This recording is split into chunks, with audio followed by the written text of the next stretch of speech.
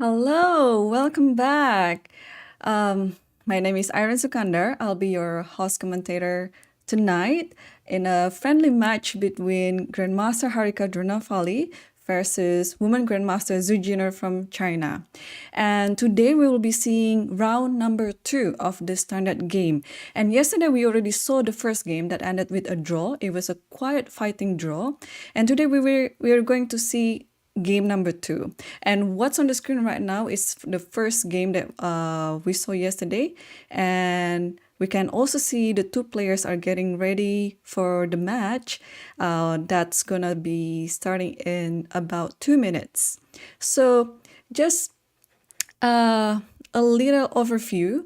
So both players are currently the best in the world. Harika herself is one of the most decorated players from India, and she's currently number 12 in the world. And Zhu Jiner from China, she's currently number one among girls under 20 in the world, and she has been in that position for I think for over a year. So she has been solidly positioning herself to be one of the best in the world. So, and yesterday, this is the game that we saw. It was a roll up as game, and it was kind of I would say quiet game that there's nothing much happening on the board except some strategical nuances. Unfortunately for Black, for Harika, which was already she was already pressuring a lot beforehand, but with some inaccuracies, she missed the chance to win the game. So I will just go over it quickly until we're going to see the game in about a minute.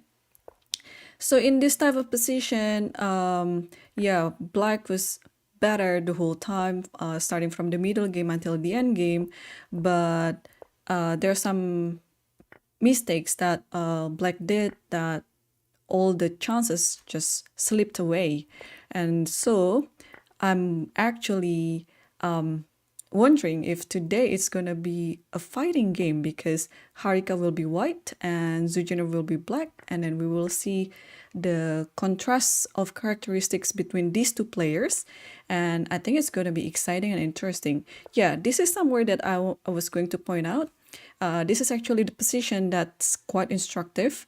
I think this is one of the big takeaways out of this game, that when the rook attacking the bishop on d1, Harika chose the wrong diagonal for the bishop, and she chose to go to j6, whereas if she chose to play bishop a6, it might be different for the whole game, because this bishop will restrict the activity of the knight, and we will see what's happening in the game, that after bishop g6, then everything just under control. The king moved forward, and then after the exchange of the rooks, Black couldn't really convert the advantages into a victory.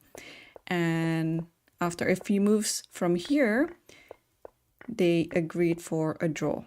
And this is already the opposite colored bishop endgame, and yeah, there's nothing much going on, and they agreed to repeat the moves here. And that's how the game went to a draw. Okay, I think we are ready to see the game, the second game. Let's take a look. Yes, it's already started. And yes, both players are already thinking. And then we're just going to see the first moves. Knight f3, d5, d4, knight f6, c4, e6, knight c3, and bishop b4. Yeah, this type of position in the Ragozin, it is quite tricky. I think this is quite a solid choice for both sides, but well, we'll see. I was hoping for a fighting game, but this started out as a solid opening, but anything can happen later. Yeah, so both players are taking their time right now to choose the preferred variation or line to continue in this opening. And yeah, in this position, I think queen c2 is one of the main moves, but obviously white can just go with any good moves here. e3 is also one of them, or queen a4, like what's happened on the board. And now the knight on c6 is kind of being misplaced. This is the whole idea of the queen a4, and probably after this the queen will go back to c2. And that's actually where the queen belongs to. Okay, both players are still thinking, and just a friendly reminder, this is a friendly match between these two good players that's sponsored by the Qatar Chess Association. This is a very good encouragement for women in chess, because this is such a match that you see, like it's not only showing that women's chess are really fighting and very instructive, but also for other women chess players, this also can be another example. Their games can be learned by many players. So a3 is on the board.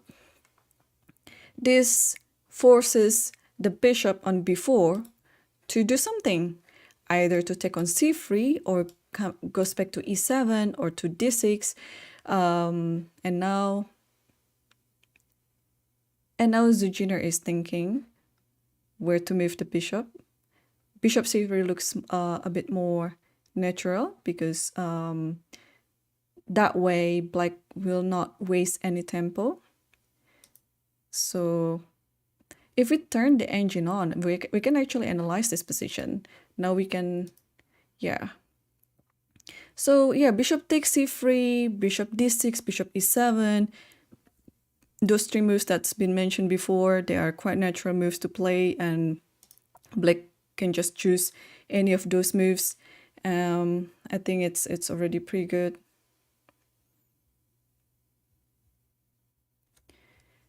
Okay, let me just... And yeah, and hello to those who just joined us in the chat, both on Twitch and YouTube. This game is being broadcasted in two Lichess channels on Twitch and YouTube. So what we are seeing today is game number 2 of the standard game, and tomorrow is the final day. So if the players go with another draw today, then everything will be decided tomorrow, because tomorrow we will have 2 rapid games and 4 blitz games. So it would be way more interesting to play in such shorter time control. And I don't know who's I'm gonna betting on, because both players, they're just the best, and they're very quick as well. So we will see. Okay, Zhu Jiner is still thinking. Probably, yeah.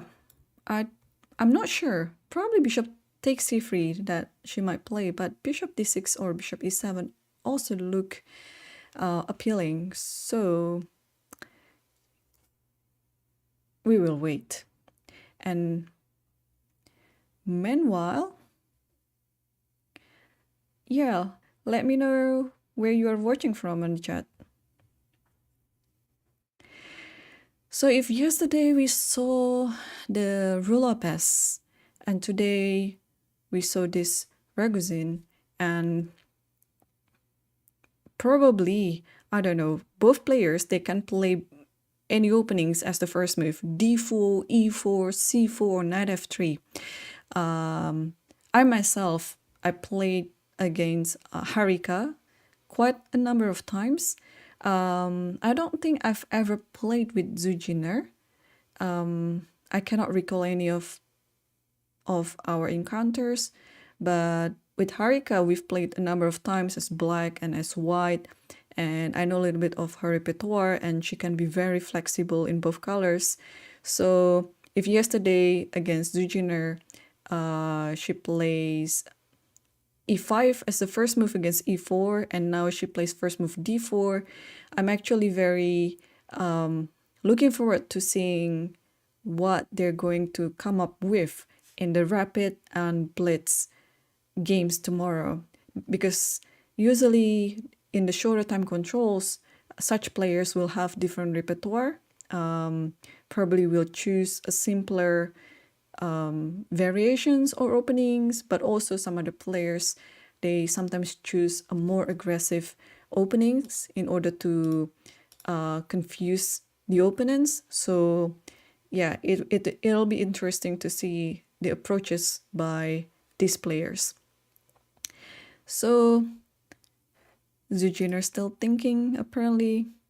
Oh, is there any? There might be some issue with the connection by Harika. She mentioned before that there was an issue with the internet connection, and now she's no longer on the Zoom call.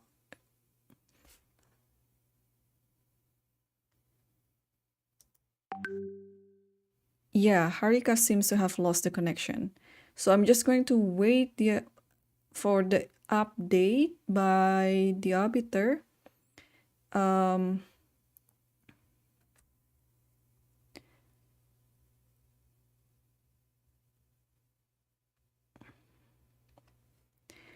Yeah, so I'll just turn the video off first because apparently Harika isn't on the Zoom call.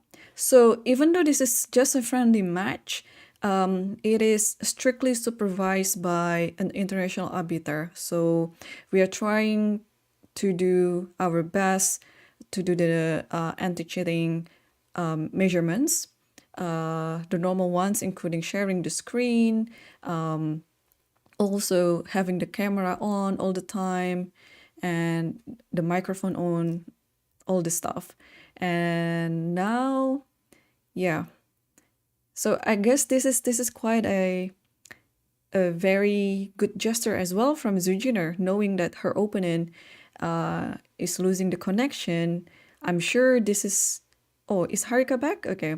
I'm sure she was just waiting for Harika to be back before moving the pieces, because in that type of position, you would normally just play the move instantly, but Zhu Jiner was taking her time. I thought she was thinking, but apparently she was waiting for Harika to be back on the Zoom call before moving the pieces. So let me see if they are back. Yes, they are back on. So we can resume the video again. There you go. Oh, I'm actually very happy to see some gesture like this.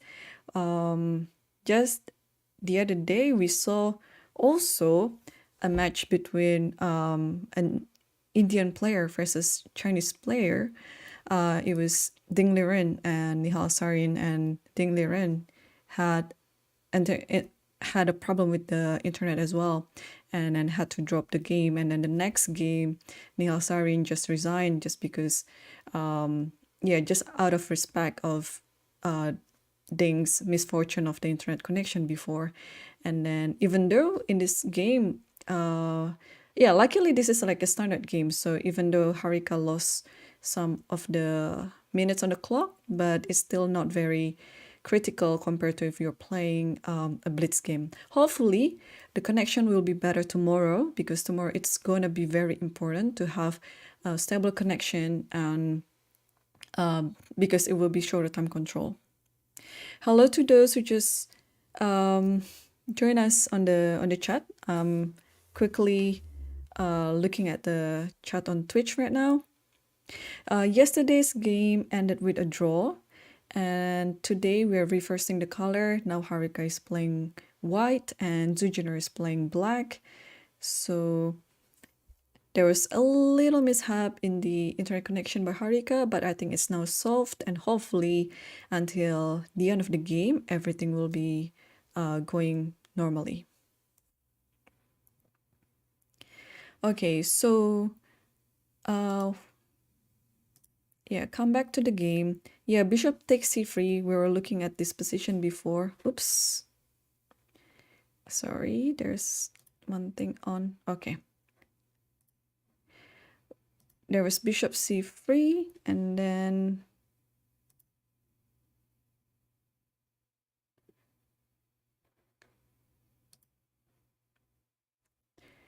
bishop takes c3, and then bishop d7 was played rather quickly by Zhu Jiner.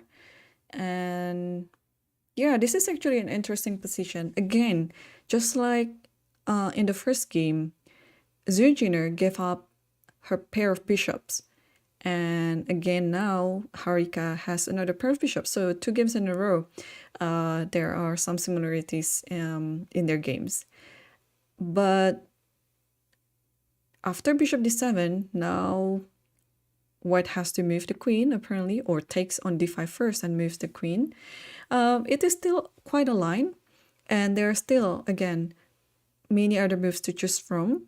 So taking d5 right now, just played by Harika, and ed5 is suggested, the first line by computer, which is very, very understandable because you would like to have your pawn on the center like this. So also, after e takes d5, this bishop will be having quite some free room for herself, because then this diagonal will be open for the bishop. So I think that's gonna be the choice by Zhu Jiner. We can take a look and wait later. Yeah, so both players are still thinking in the opening, and this is actually interesting. There's also another question where this bishop on f1 will develop, because I think in this position, if this bishop stays still on c1, then white might opt another development from g3 and then bishop g2.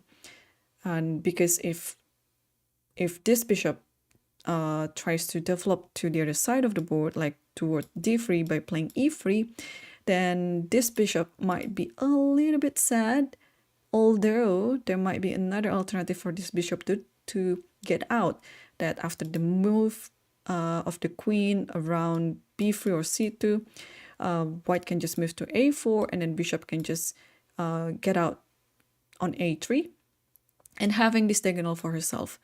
So that is one thing.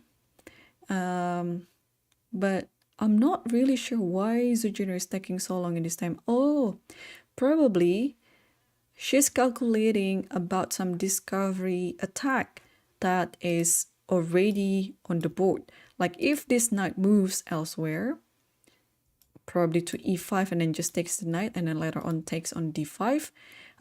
This is maybe one of the ideas that Zhu Jiner is considering about now, because if there is no such ideas, then I don't think she will be thinking that long, because this move like e takes d5 is quite a very natural move. Yes, this match is currently live. And this is already game number 2. Oh. And then tomorrow we will see 2 rapid games and 4 blitz games. So we will be starting also at the same time. So please stay tuned and then follow our live broadcast, because it's going to be very interesting.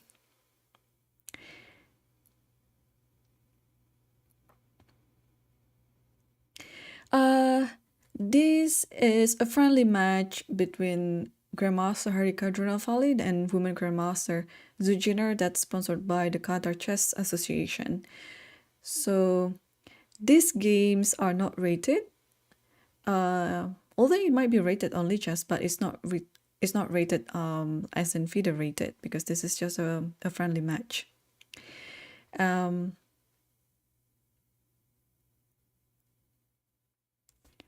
Yeah, so Zhu Jiner is apparently still thinking.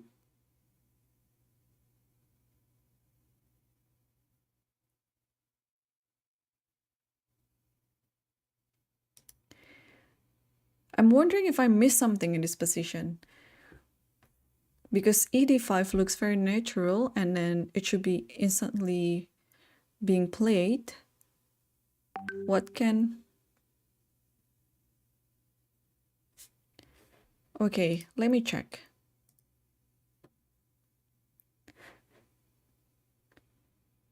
I will have to go back first and then take a look at this.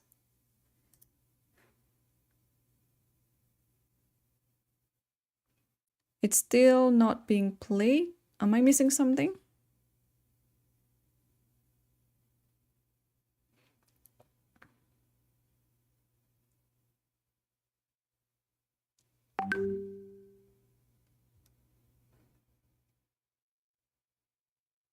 Okay, I think we can go to another link because I think there after what happened with Harika's internet connection, there might be something wrong.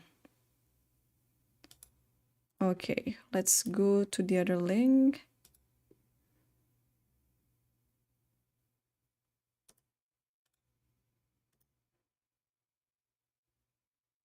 Oh, it's already okay. Now we're just going to use this one. Yeah. Let's see if the board is set up correctly. Yes, all good. Okay, so what we were seeing was in this position, e takes d5, Zhu Jiner played e takes d5, and then queen c2, and then knight a5, bishop g5. So the idea of bishop g5 is I'm sure the next move Harika wants to play e3, having control over c4, but also wants to develop the bishop on d3. So this is one of the ideas as well that can be played. And yeah, I think it looks decent. Now it's a question whether how to deal with this type of pin, because sometimes you just let it be. You don't have to worry about it. You can play h6 and then just castle, because even if bishop keeps spinning, there's nothing really going on. Like there is no other threat happening on the board, so black can just ignore it. But also on the other hand, this can be another source of attack for black. For example, after h6 and then bishop h4 and then g5, bishop g3, but that doesn't look really good for black's position. So I think after bishop g5, maybe it is better to move around the knight to c4 and then to d6. Even though after knight c4, there might be another idea with e4. So yeah, this looks a little bit unusual, having the knight on a5 like this. There's no other plan than not being on c4. So okay, h6 already being played, and then bishop h4 on the board. So now black can just try to think where to castle. Probably it's safer to just to do the short castle, because it's just, well, the white's king will, if white will castle, it will be also on the short side. So that's why it's safer that way. It's not to be under pressure or attack on the b file, because this file is already opened for any of white's pieces. And yeah, I'm looking forward to see Zhu Jiner's idea in this position, because again, I already mentioned yesterday that these two players have a contrast characteristics. Harika has a very good positional understanding, and I think she always goes for some strategical play where you have to play all the principles, all the thematic moves, and all the typical play, whereas Zhu Jiner is a very good in attacking in complicated games and where you have to calculate many things. So I think she would always go for some complication. So yeah, now the position is kind of equal, and again, nothing much going on the board. And I think this is what Harika is liking. and especially if she can get both of the bishops out and complete the development and also castle, I think she'll be happy to have this as white. So in this position, I think black has to react quite quite quickly, because otherwise, if white can just finish the development rather safely without any complications, then white is having a very stable advantage.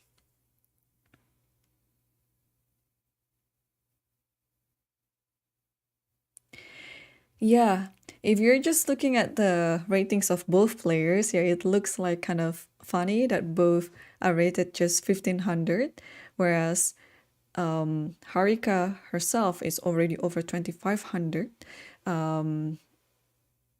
Fide Elo, and then Zhu Jiner is rated 2486, so already very close to 2500.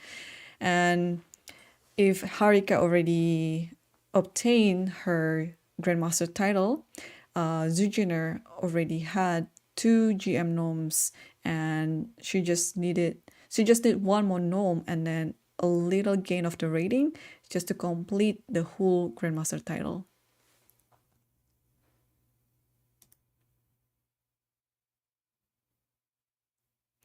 Yeah, Zhu Jiner is taking her time right now to decide where to play on this board, because whether it is on the king side, queen side, or in the center, because also knight f5 is quite a homework for black right now. You cannot really put it on c4 due to e4, but if you don't put it anywhere else, then black kind of need to play with the knight. So yeah, or also there's another idea to play c5 later on, which might not be suitable to play it now, but maybe after castle and then b6, maybe c5 is an idea. So we will see which path that she's going to take, either the slow path or the direct path. So I already mentioned also like g5 is another idea here, but after bishop g3, then this e5 square is kind of weak, and I think white would be very happy to have such a position, and also the pawn structure is kind of loose as well, like after h4 and later on knight goes to e5 or bishop goes to e5, and with a pair of bishop like this, I think such a position is quite favorable for white. So g5 is definitely not a very good positional move. My prediction would be castle here, because this is such a natural move to play.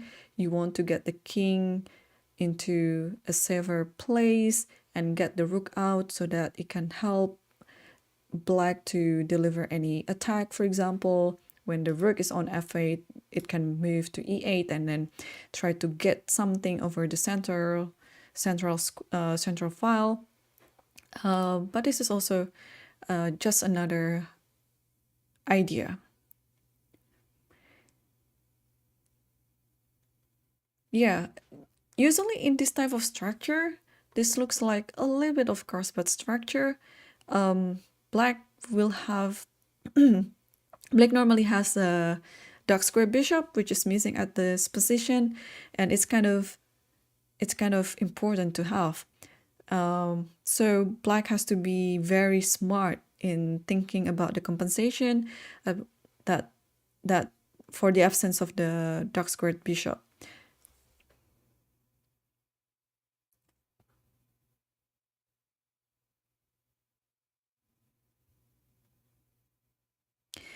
So both players are still doing fine with the clock. We are still in the opening phase, and I'm sure in a few moves we will come to the middle game phase. And yeah, I hope it's gonna be some attacking game, or if not, it will be just like yesterday's game, even though it was a quiet game. But in my opinion, it was very instructive. Both players had their own ideas, and intentions and each other, and both of them tries to outplay each other with some strategical play.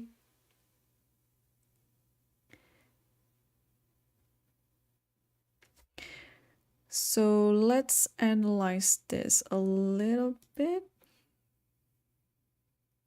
Yeah, so yeah, I was mentioning about g5, we already analyzed that. Castle, we already analyzed that as well. To be honest, I don't see any other good moves to be played here. Potentially c5 might be also an idea. Can it be played now? Technically it can, but is it good? I don't think so, because after taking and then this d4 square is very good for the knight. So that is why before doing the c5 idea, it is good to prepare with b6. So in case there's some exchange over c5 square, the b6 can just take it back so that the knight cannot have an outpost on d4. So that's just one future idea. But again, in this position, you cannot just think about an idea for 1 or 2 moves ahead. It needs a deeper calculation because you have to somehow shuffle the pieces and then decide where to go with your pieces. Yeah, knight c4 here, I think we already talked about it. Probably it's not a really good move due to e4. This is just some tactic that can be played, even though after it takes, probably you can just take this. Oh, I can move the pieces, right? So let's put knight c4. I think d4. Oh yeah, if d4 takes here, you can just take this one first. And after queen takes, then you can just take this. And then this knight is falling. So there's one very cute tactic happening there if knight c4 happens on the board. And if in this position g5 was played, then you can just take on d5 first. You can give this bishop up because the bishop will take the knight on c4. And this position is just much better for white alongside some material advantage. I think, yeah, white will... Okay, white wins a pawn up, but I think another pawn will be dropped soon. So knight c4 might be useful in the future, but not at the moment.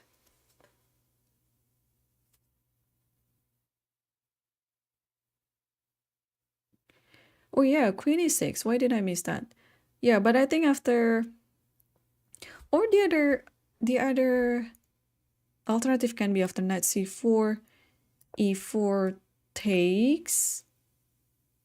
Can I just take it on c4 and then... But that would be just a pair of bishops, that's all, and there's no more advantage. Like if I take on c4, takes on f3, gf3, and that's it, right? And castle, and that's probably just not to white's favor. Even though normally with a pair of bishops, you would like to open the position, but there is a drawback to this line that white will have worse pawn structure. So yeah, there's always some pluses and minuses to a certain line. So maybe actually c4. But is there anything else that I missed? Because like what you said, after c4 takes, bishop takes, queen takes e4. Yeah, there's queen e6. That's true. So if queen takes e6, even if taking like this, there's no real advantage, yeah? Or maybe if you like to play a minor piece and game that you want to trade like this and then just play knight e5 followed by king d2, I think this should be equal. You can try, but... And maybe white will be slightly better, but I doubt it. This, I think, black should be able to hold. Okay, let's come back to the game and see if they already have any moves going on. Oh, g5. this is actually what I was kind of hoping but worried of as well. That I think for me that after g5 bishop g3, from positional point of view, this might be better for white because this pawn structure is only weakening the king side of black. But knowing Zhu Jiner's characteristic, I had some prediction that she might go for this because she likes to play in an aggressive manner, you know, just very straightforward, very direct and dynamic. So she might have calculated something along this line, and most likely this is the position that she prefers over some quiet positional play. She opted for this, where both players need to calculate and then need to understand the position very well in order to continue searching for advantages.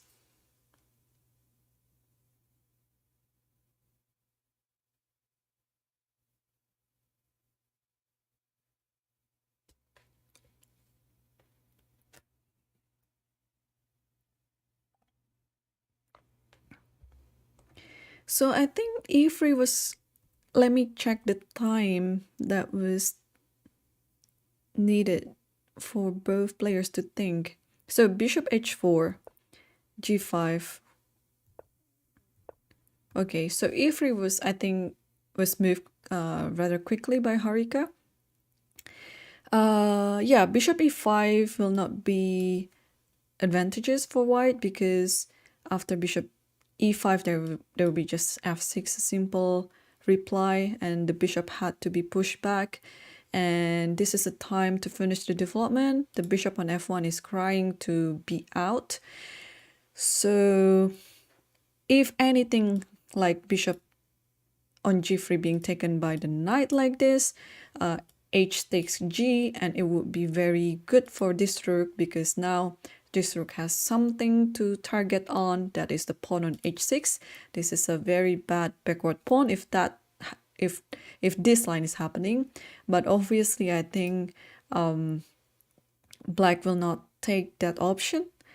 Castle, I guess, is still on the book, although f5 looks like very good move for black. But again, e5, I have a very deep concern over e5 square because that is the square where white will occupy, or even if it doesn't need occupation right now, white just controls that central square, and it is quite important. And then white's task is easy right now. Bishop just can go to d3, and probably the king will just wait in the center. That it doesn't really need a castle anytime soon because we're just going to see where this knight will go. After bishop d3, both bishop and the queen will attack the knight on e4, and it will force black to take some action over the knight, whether the knight takes on g3 or pushing f5 or being protected by the queen on e7 or anything else. But so far, the king on e1 is being safely placed, and yeah, it doesn't require any castle at the moment. On the other hand, again, this knight on f5 is still a homework for black. Black needs to do something about it. Obviously, in this position, the knight cannot be put on c4 because this bishop can just take the knight on c4. On the other hand, probably c5 might be the move. Because if you already played something like h6, g5, it is already a signal that you give to your opponent that no, I'm going for an attack. I'm going for an aggressive game. I'm not going to just sit still and then play some strategical play. So c5 is kind of in order. I mean, it is almost like the same characteristic compared to the other pawn moves. So what I'm curious of is, yeah, she's taking a little bit longer because the few moves that we saw after a6, g5, knight e4, e3, those moves are kind of natural to play, and probably she should have seen it in her calculation, but she took her time, and then she just moved bishop f5, attacking the queen indirectly. And the next move would be knight takes g3 if white doesn't do anything. So in this type of situation, probably simplification is in black's favor. So probably what she was calculating was that after bishop d3, knight takes g3, h takes g3, and then bishop takes d3, queen takes d3, and then in this position the knight can be safely put on c4, and there wouldn't be any distraction over the knight anymore. So yeah, that was a quite simple calculation.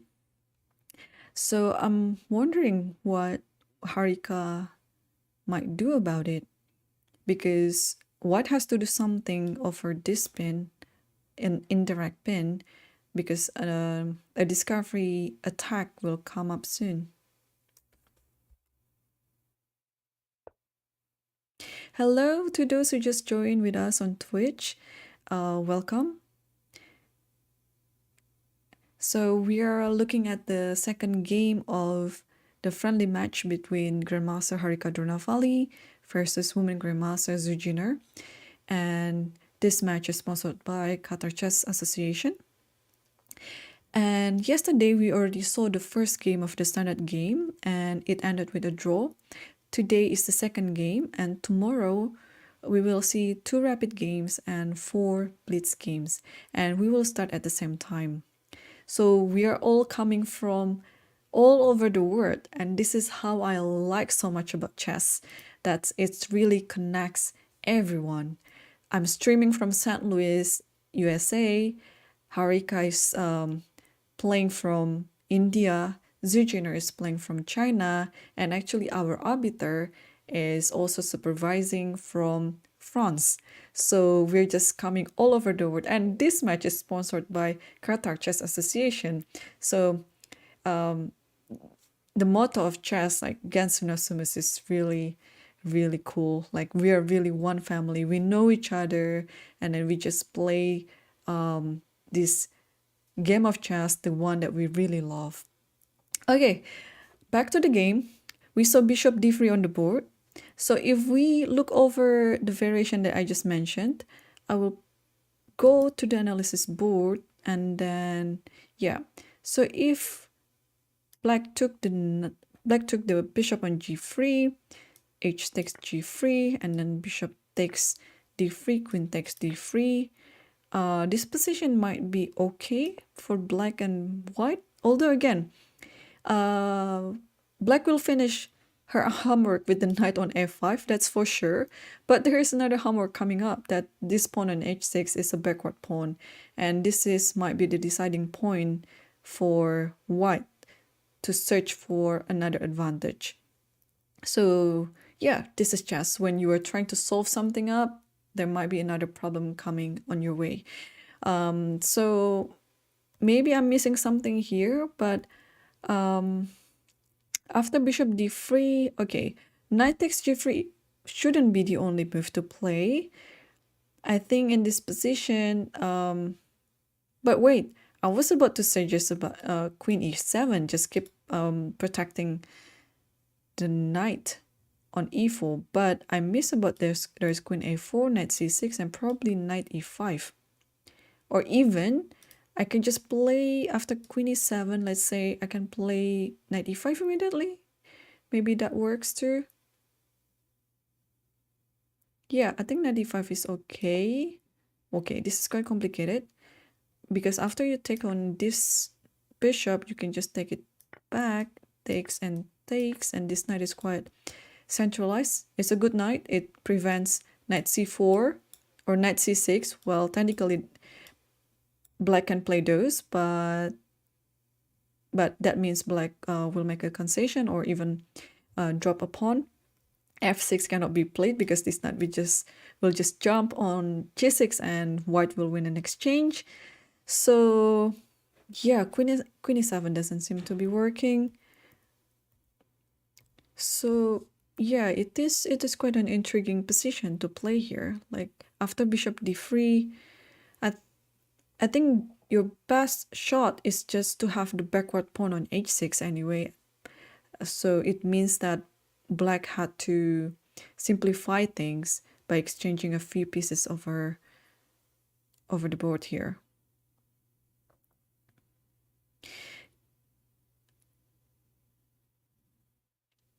Yeah, let's back to the game and see if there are moves already on the board. Nope.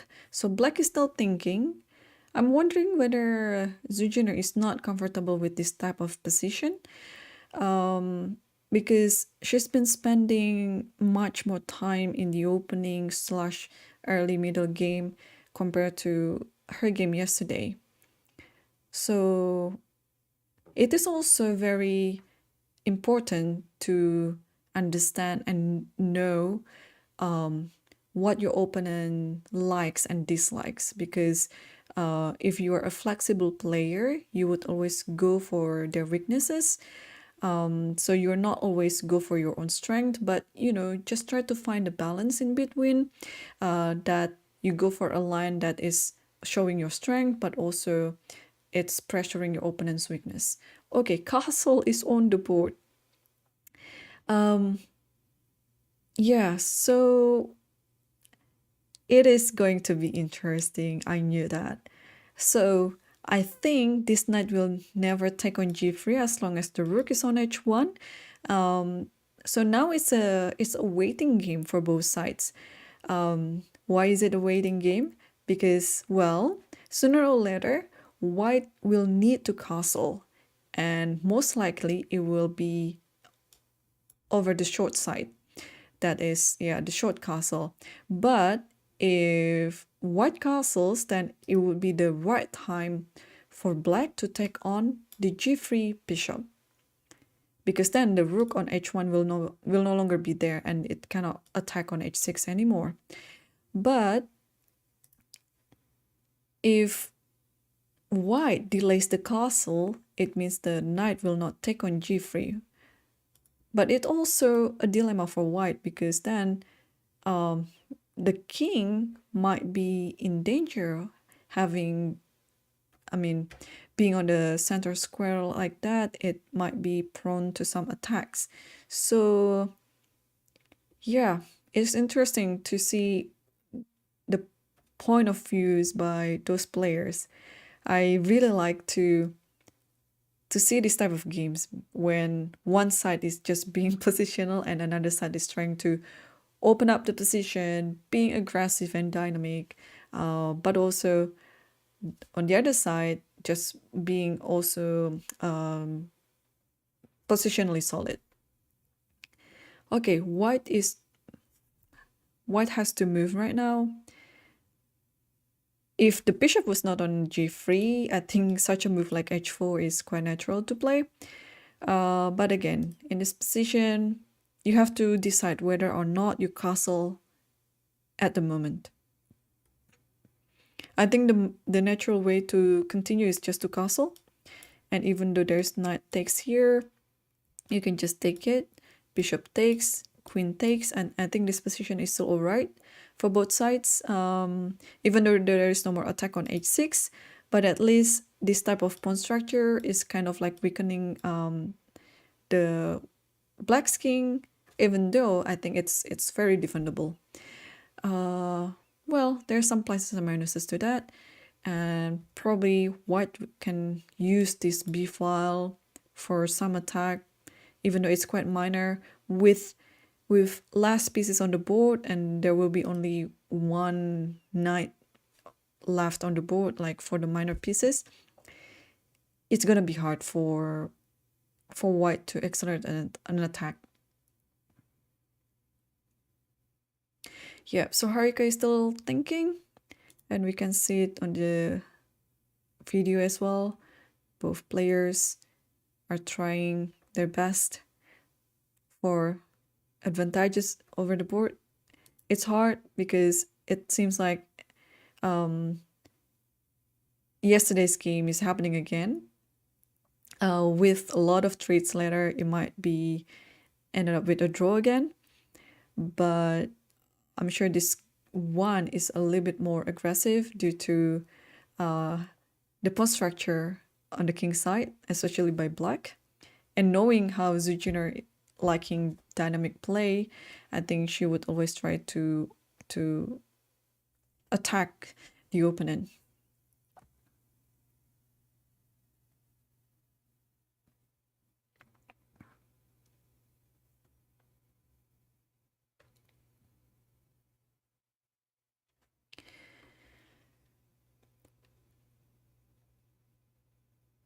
So if yesterday we saw Rula Pass and today we saw Ragozin and tomorrow 2 rapid games, 4 blitz games, yeah, these 2 players, they definitely have a very wide repertoire.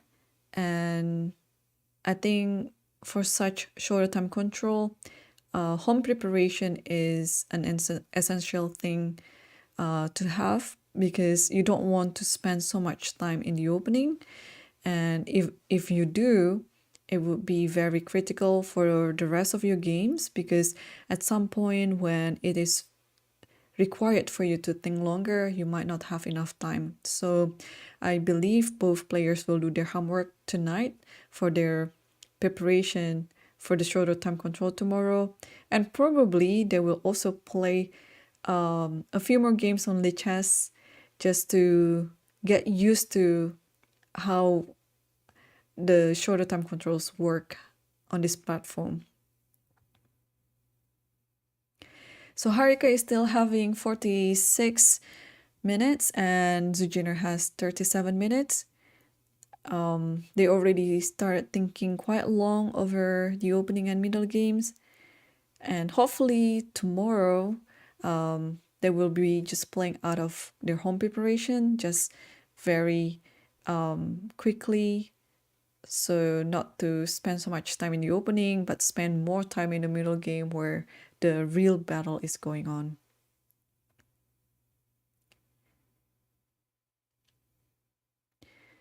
Yeah, so Harika is still thinking. I believe she's deciding whether or not to castle now, because time is of the essence. I like castling here actually, just to get rid of this thing. And then after castle, then probably just bring the rook over D or C file, and then the other rook on B file, and then at some point pushing this with the knight goes to D2. There might be not much for white, but at least that's one of the safest ways to continue.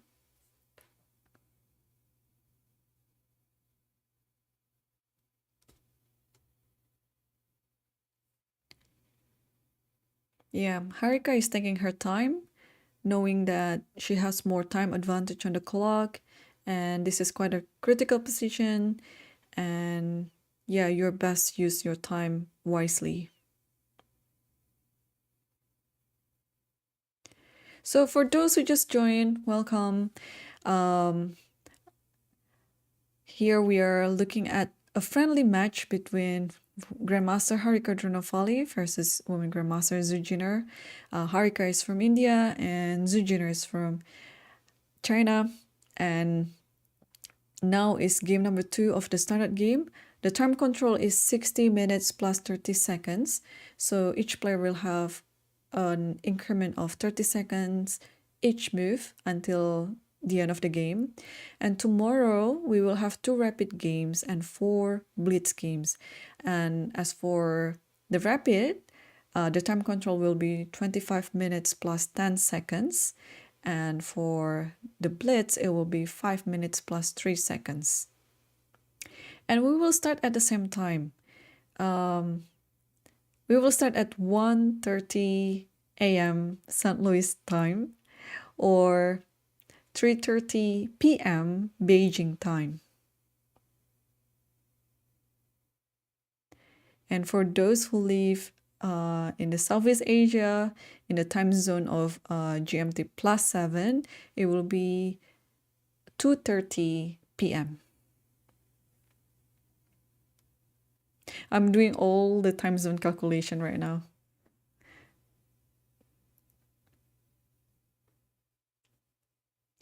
Yeah, I think Harika is already taking quite a long time for this move.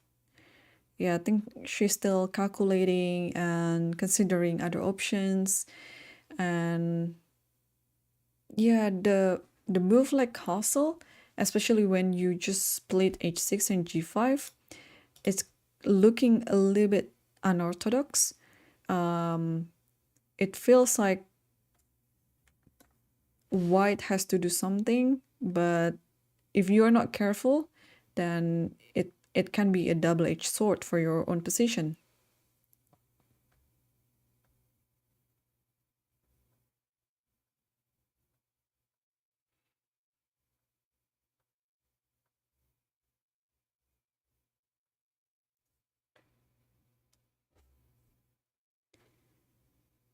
Still taking her time, Harika. What do you think, Chat? Is she going to castle now or not?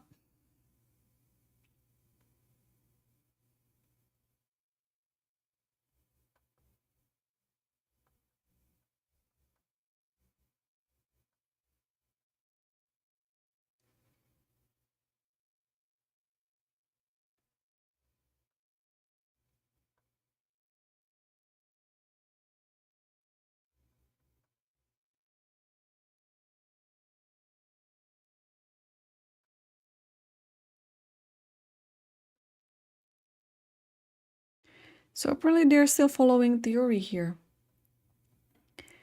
Okay, I was just running my engine quickly. That after castle, white is better. Almost +1 here for white, surprisingly. I knew white was better, but I didn't think it would be as much as +1. But okay, here knight e5 is a move. Castle is also actually alright for white, although it will not offer much of advantage for white. So knight moves is suggested. So it's either you go play knight e5 or knight d2.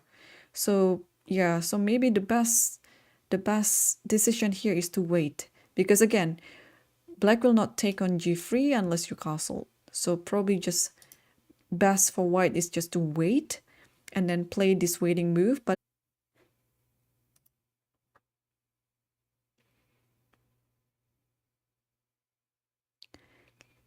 okay, sorry, I would think I was dropping some frames here. There's some disconnection a little bit. So apparently it's not only happening where Harika is right now, but also here in St. Louis.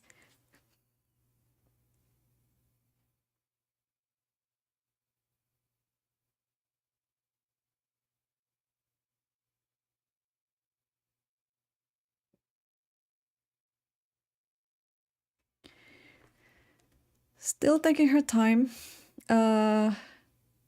Okay, now computer suggests a4.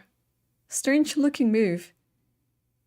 Because I thought the battle is on the center, and yet a4 was suggested. One of the moves, but again, knight e5 is still the best move. Knight e5 and knight d2 actually, they are still two of the best moves. And a4 was the best, the third best. Now it's changing. Castle is also okay. So it's either knight e5, knight d2, or castle. And I think Harika has to start moving because it's already taking so long for her for one move.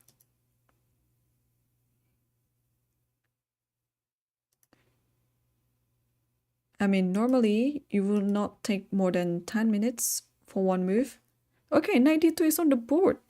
So 95 was still the best, but 92 is the second best. So it is still good, because now you're trying to force your opponent to do something over this knight on e4.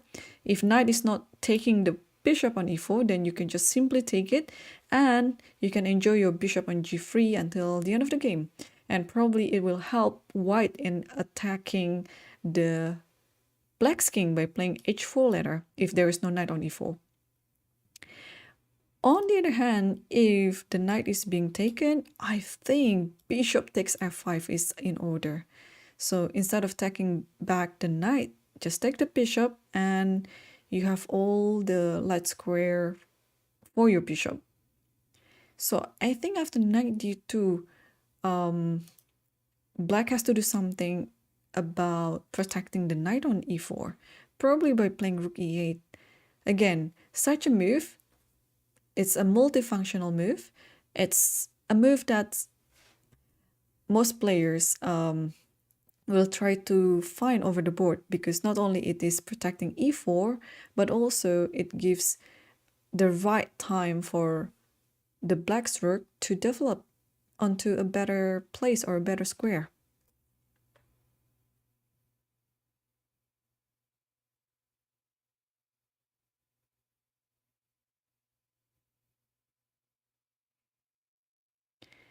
Okay, so knight d2 was played. Yes, rook e8 is the best defense here for black.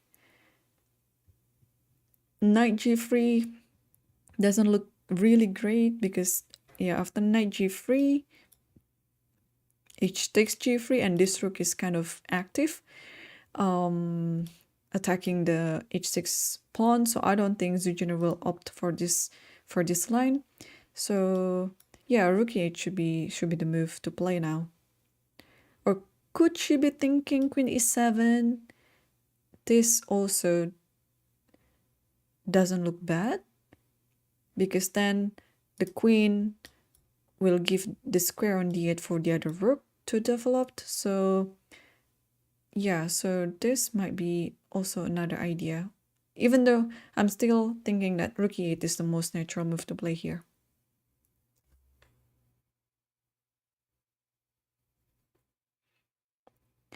We are already passing the first hour of the match, and so far so good for both sides, both on the clock and on their chess as well.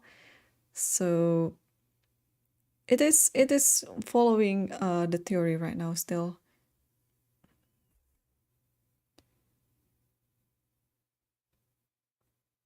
But there are a few moves that I thought would have been quite natural to play and shouldn't be taking so long for any of the players to play. But they did the otherwise. So I'm wondering what they had in mind, because maybe they're just trying to be more careful this time.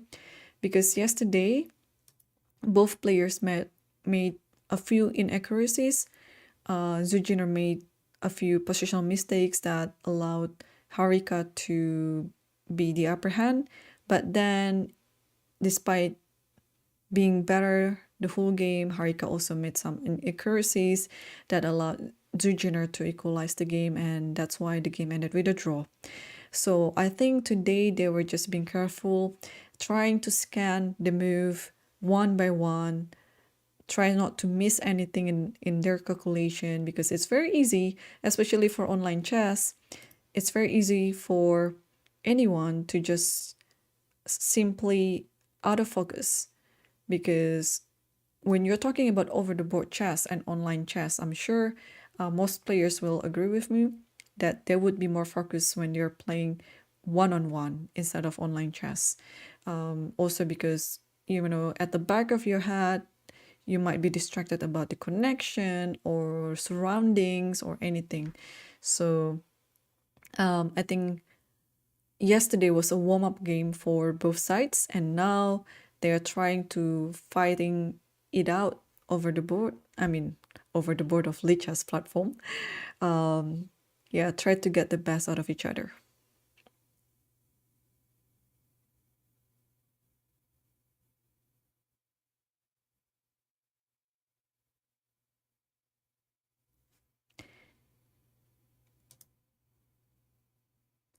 So rook e8, as we discussed earlier, yes, the most natural move to play happened on the board.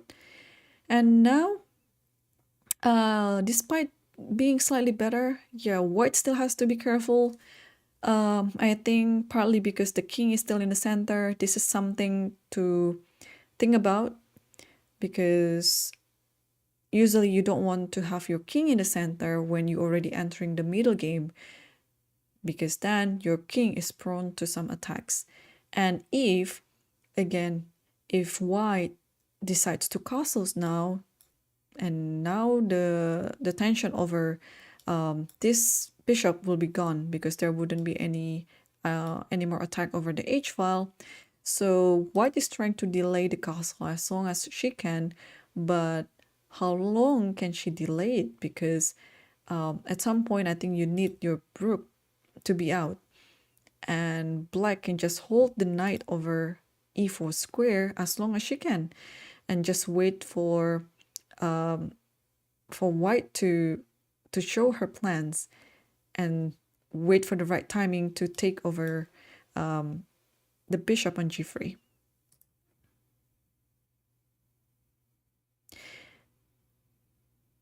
So Harika already spent quite such a long time, probably 10 to 15 minutes for the last two moves.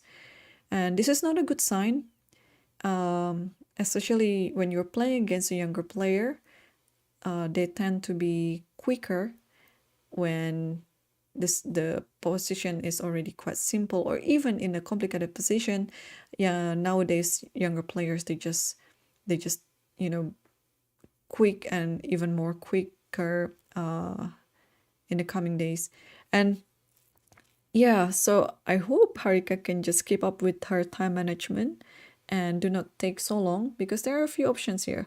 Okay, commentators suggest bishop e5 here. So bishop e5 is the move. It's trying to provoke f6, and I think after that you can just safely back. Let me actually check. So if bishop e5 f6, and now you can take on d4. Okay, let's actually go to the analysis board, and then we can talk about it. So yes, after rook e8, bishop e5, f6, and then bishop takes e4. Okay, so obviously this bishop cannot be taken now because f5 bishop is hanging, so black has to take it back,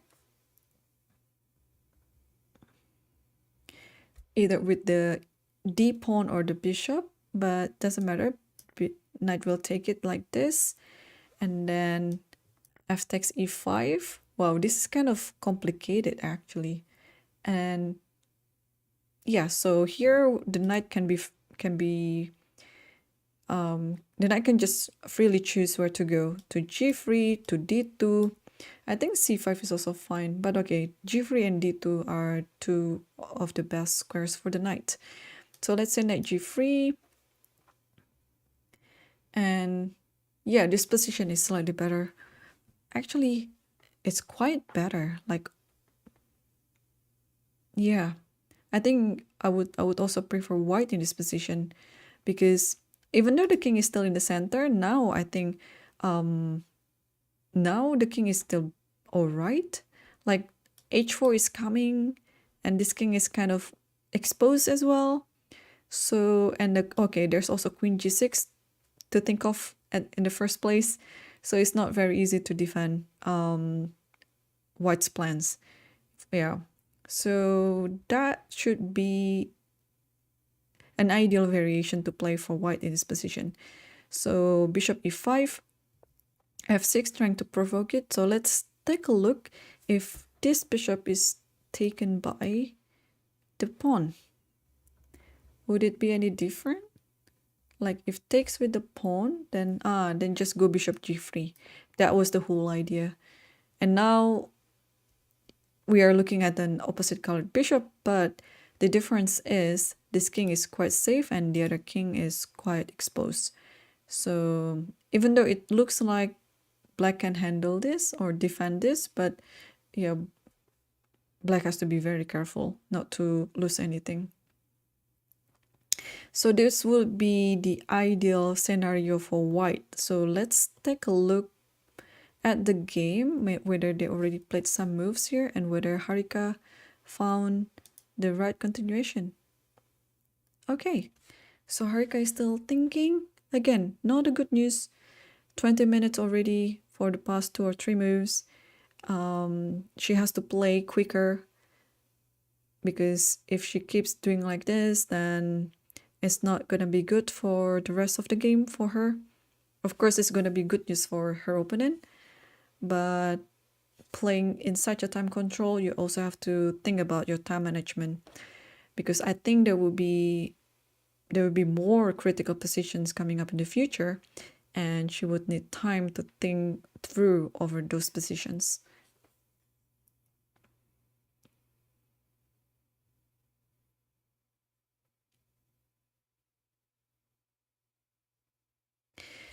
Yeah, so far, even though the king is still in the center, black still cannot attack it anyway, so the king is still doing fine. But of course, it cannot stay there forever. White has to do something about the king's safety. But now, bishop e5, even though it's the best move, it's not looking very obvious, because when you play bishop e5, just like what we discussed before, even though you're planning to provoke your opponent to play f6 and also to cover the control of this black stroke over the knight on e4, again, it doesn't look so obvious. And also during the game, it might be seen as you're wasting a few tempi, and naturally that's not what you're going for. And I think I can understand the hardship that Harika is feeling right now, deciding over to just take it simple and easy by playing castle, or actually go for bishop e5, because this requires some calculations as well. Yeah, from the videos we can see both players are trying to look their... Oh, e5 is happening. So she found the best move, bishop e5. And is f6 the only move in this position, or can it be done differently? I think f6 has to be played, yeah. If not f6, then the other options of black's moves in this position will only making white's position better and better. So, like for example, knight d2 here, white will just take on bishop on f5, and it looks very good for white's position. So whether you like it or not, I think black has to play f6. Yeah, try to force that scenario that we already discussed, either to go for the opposite colored bishop, or having... Yeah, f6 is already played right now. So I think Harika will be playing bishop takes e4. I think that is her idea. Otherwise, she wouldn't go for this bishop e5, because if she just goes back to g3, then white is definitely wasting a few tempi, and that's... I don't think that's what her intention is. So I think bishop e4 is going to come next.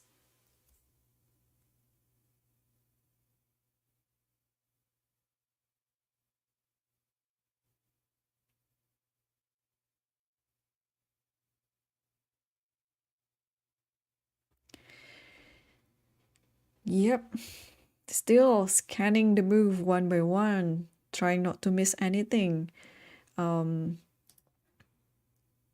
Bishop e4 looks very tempting to play, and that will leave black with 2 choices how to take it back, either with the pawn or with the bishop.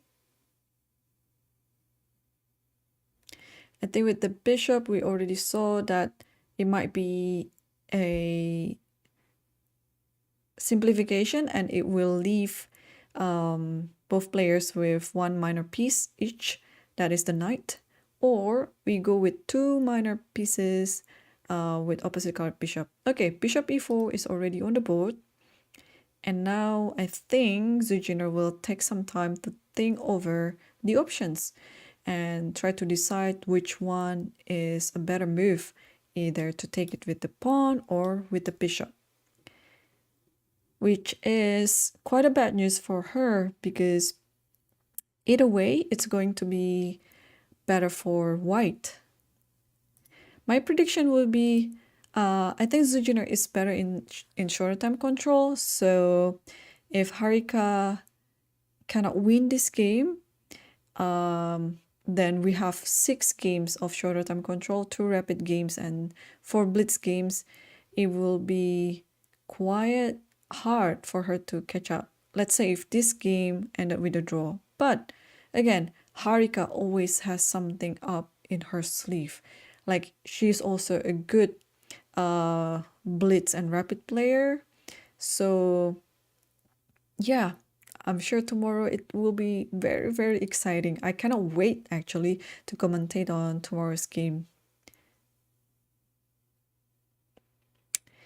Yeah, I agree. So we already mentioned it earlier on about the knight on a5. This is Black's homework. Black has to do something about it. It looks like it is doing fine at the moment. That at some point in the near future, maybe it will occupy c4.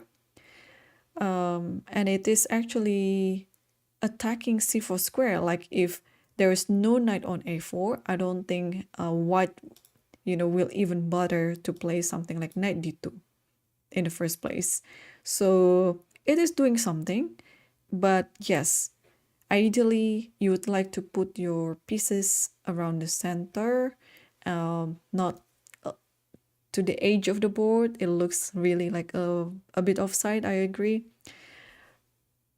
But this is actually one of the sidelines on this variation, so I think they are still doing fine. Yeah, this is not an easy time for Black to choose whether to take the bishop with the pawn or with the bishop, because both lines, they don't look attractive for Black. And in both lines, I think Black will suffer due to this pawn structure that is exposing her king. So bishop takes e4, knight takes e4. This is already in order. I think this is a part of Harika's calculation beforehand, and that she played it rather quickly as well.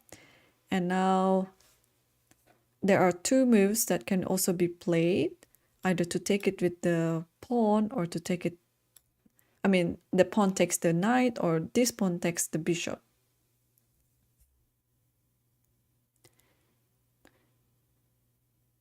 Yeah, the best option here for Black is to take the bishop, actually, because if taking the knight,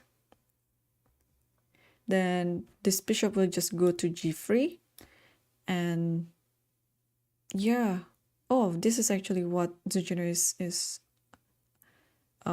choosing.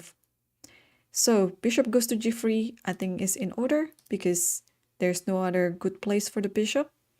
And then white can actually think on attacking. Although this looks kind of good for Black. For example, since this is like the dark square bishop, Black can just play on the light squares, because that's the typical idea that you would like to normally employ. So for example, putting the queen on d5 and then putting the knight on c4. I think this gives Black a rather solid defense to compensate the weakness over the king. Oh, queen a2. This is actually what I missed. Queen a2. Yeah, so white inserted queen a2 first, and then bishop g3. I think Harika was worried about the possibility that I just mentioned, that Black might put the queen on d5 and the knight on c4. So just to be safe, the queen just moved to a2 just to control over this diagonal first. Black can still occupy it in the near future, probably play c6 and then b5 and then put the knight on c4, but at least this move will delay it. So, and on the other hand, white can try to prepare for some attack on the king side by playing h4, and depends on black plays after that. It can take on g5, and if g4, then maybe playing h4, and maybe after that you can just go castle and then have the rook come over the d or c file and then just push c4 like this. Yeah, I think in this position it is important to not allow not to allow black to putting all the pieces on the light square, especially on queen on d5 and knight on c4, because if black reaches that type of position, yeah, black is enjoying the center.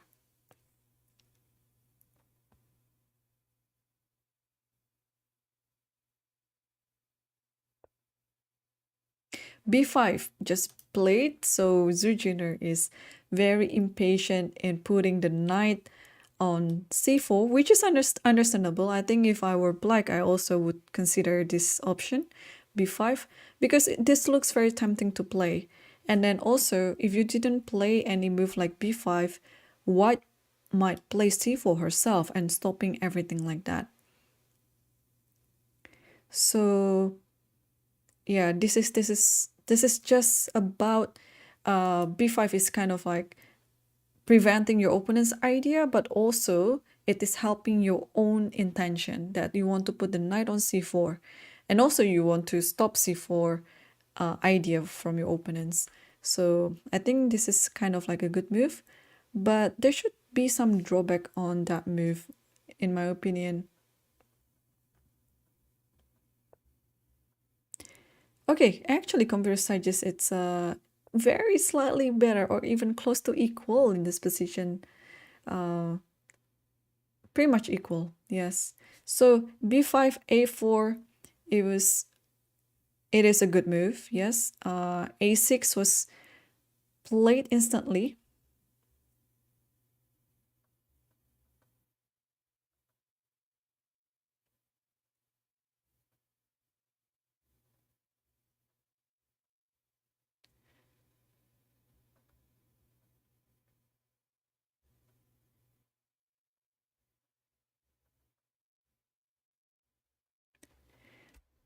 So what should white do in this position? I think sooner or later, white still has to castle. Yeah, you cannot just play with 3 pieces on the board like this and this and this. First of all, the king needs its safety, and second, you have to get out with this rook. The rook needs to help the position. It cannot just keep being still on the corner square. Castle, yes, just as expected. Yeah, this roughly is equal. So probably queen a2 is a bit inaccuracy, because I think after d takes, let me just switch it to analysis board, and then bishop here, and let's say queen d5, h4. So instead of queen a2, instead of playing on the center or on the queen side, white should have just focused playing on the king side. So bishop g3 is a better move. Let's say queen d5. You don't want to take this free pawn, because it's not really useful at the moment, even though you took it. And then there's knight c4, and this just gives a tempo for black to consolidate with all the pieces and actually attacking the white's king. And also this c3 is kind of weak in the near future as well.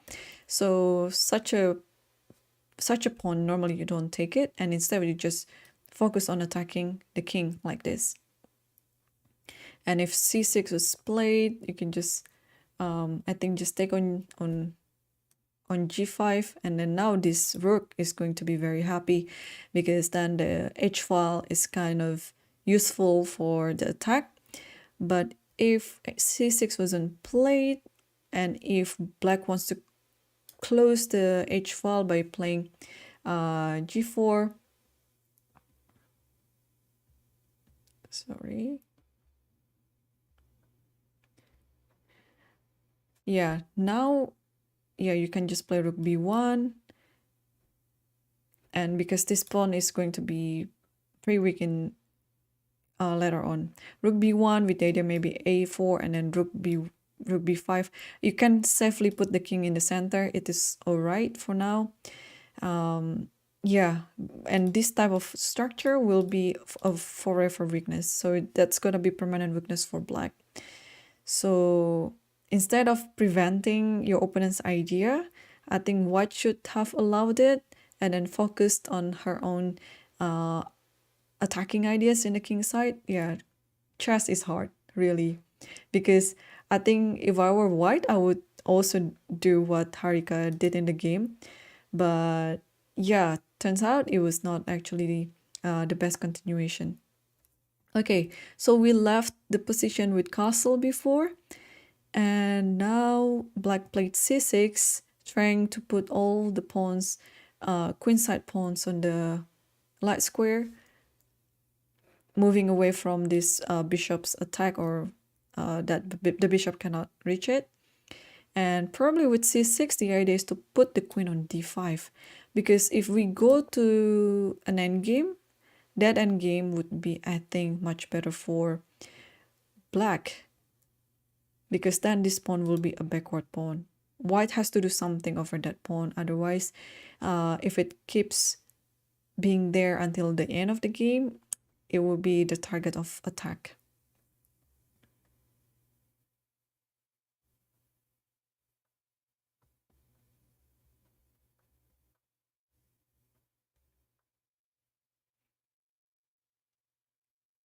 Yeah, so this is actually quite instructive to understand what's going on the board, because the bishop is usually better than the knight in a long range like this. It has a very good diagonal to be on, and this is something that very instructive to learn what's going on. For example, I think when we're trying to pick the side where the battle is on, we have to also consider about the number of materials that's on the board. For example, in this side of the board, white has only one queen and then one rook. And even though this bishop is also looking over the queen side, so we can safely say that there are 3 pieces each on the queen side.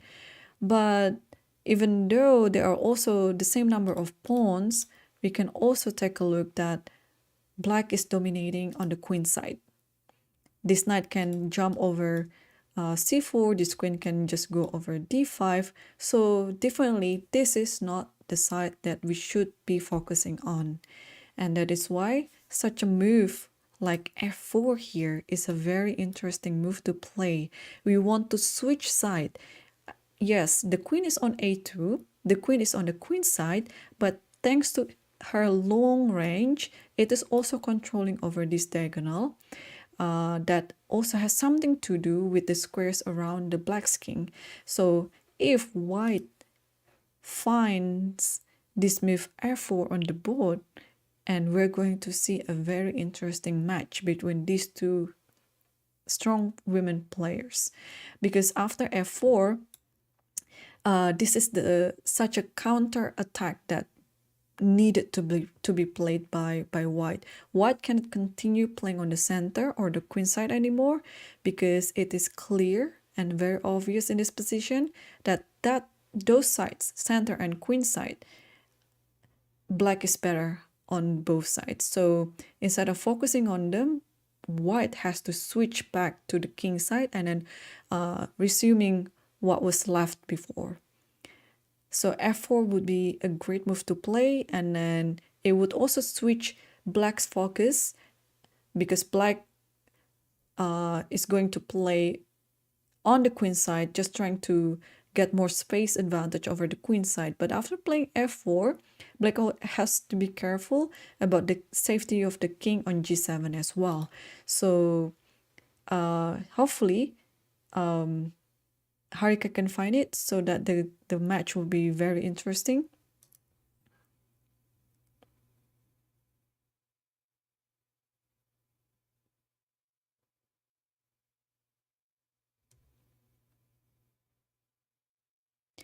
So after f4, actually let's do the analysis board and then take a look. Yeah.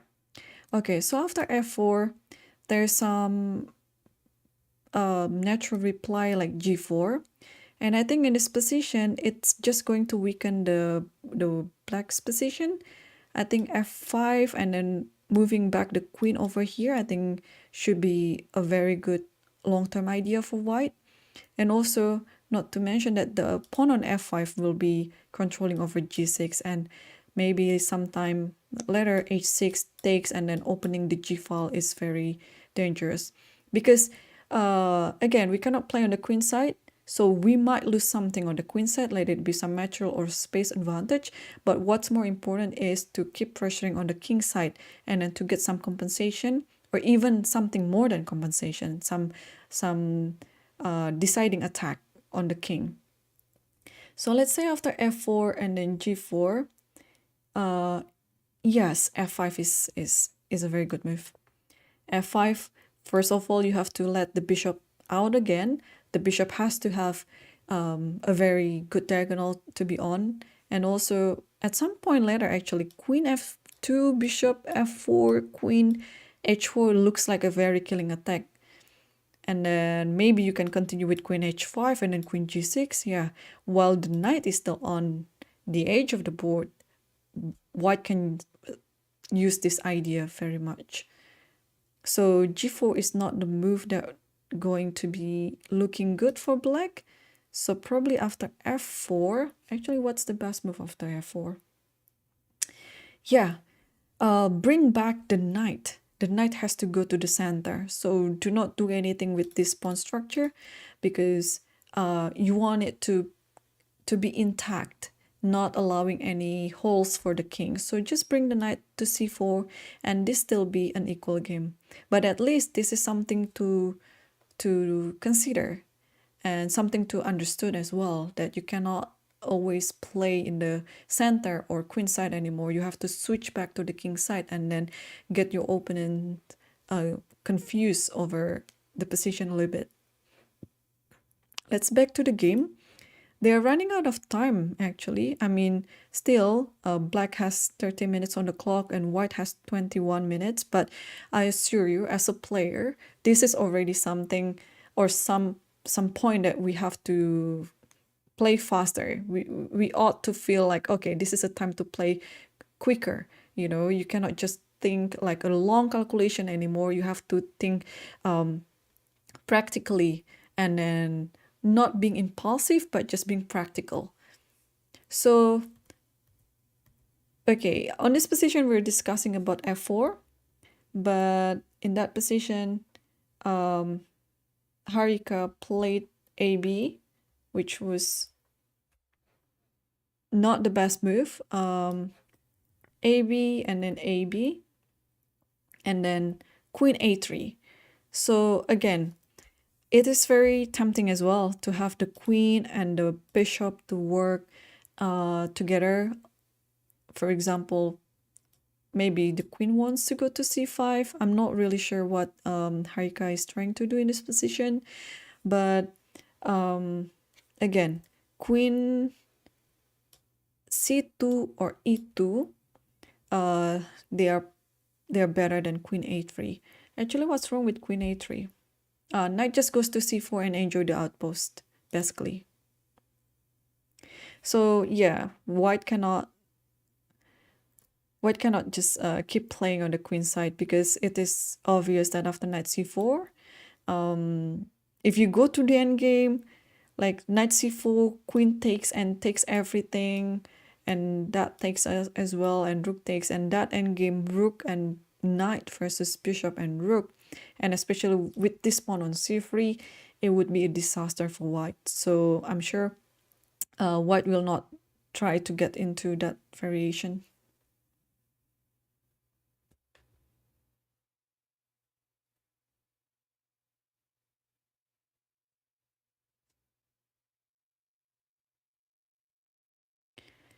Yeah, this looks like a very interesting position still now. So and Zhu Jiner is still thinking. Um, Knight c4 looks actually very natural to move, right? But yeah, she's still calculating stuff, and probably after knight c5, I wonder what she's calculating. I mean, knight c4. Queen might go to c5, and then, but in that position, I can just play queen d5, right? I mean, black can play queen d5, and I think it should be fine. Just putting all the pieces on the light square.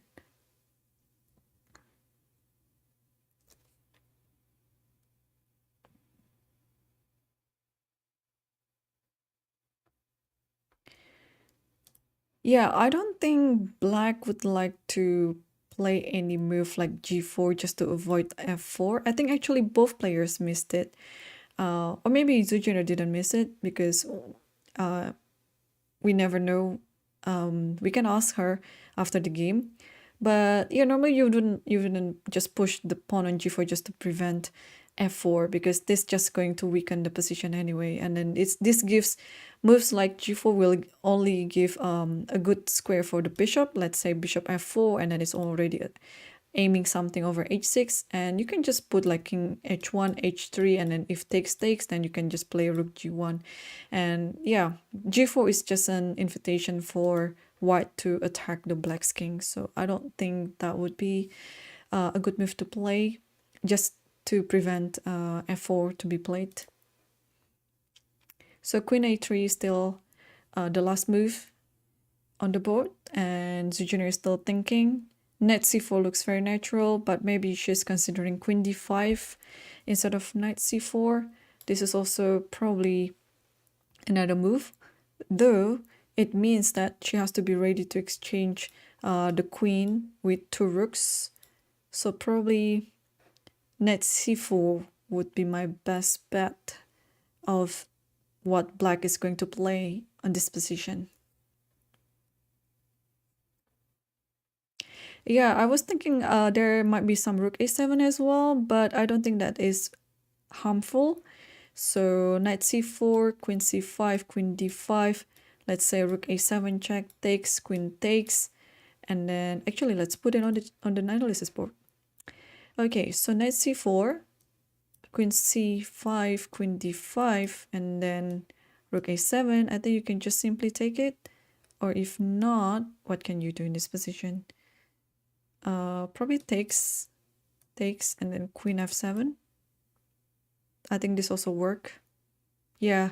In my opinion, in such a position, we're coming close to the end game. Any simplification is in black's favor.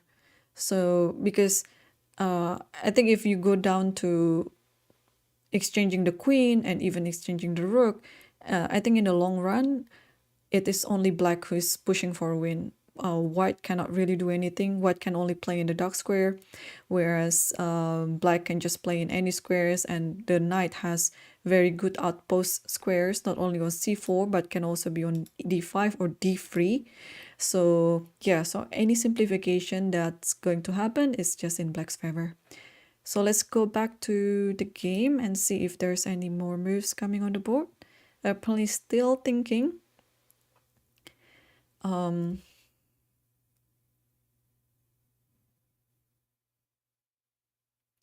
Yeah. So what else can be done in this position? Yeah, this pawn structure, black has to keep it this way because you have to play against the bishop.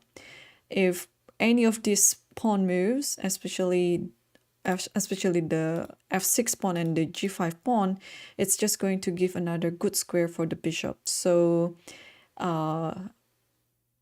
you have to try your best to keep these three pawns intact. Even if there is like h4 like this and then take some g5, you have to take it back with the other pawn like this, just to keep the bishop just on this diagonal and not going anywhere else.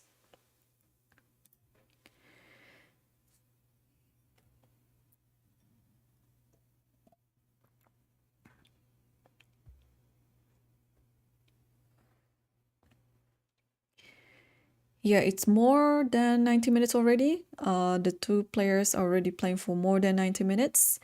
And the time on the clock are kind of similar right now. If we saw that Zhu Jiner had an advantage on the clock before, now they're just 1 minute apart from each other. So yeah, when you're hitting the 20-minute mark, it is the sign or the time for both players to think rather quicker than before, because yeah, actually you can still be comfortable about it, because there's still 30 seconds increment on the clock for each move. But again, you cannot always rely on the increment. Usually when you're just playing on the increment, it will be affecting back badly to your chess moves. So better to have a very good time management and then save some time for the end game, so that you're not in a rush to play the right moves.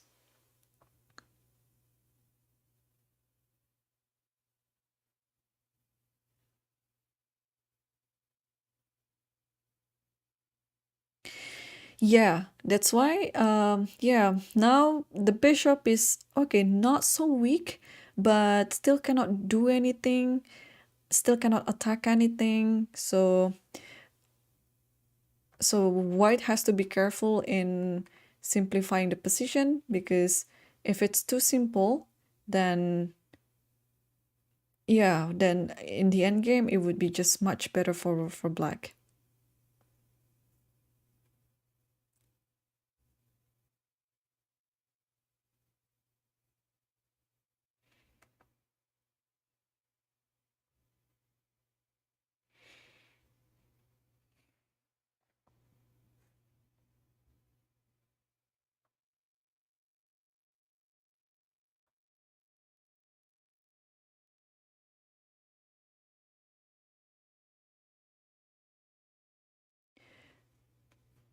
Now, now Harika is better on the clock, although not much, but still.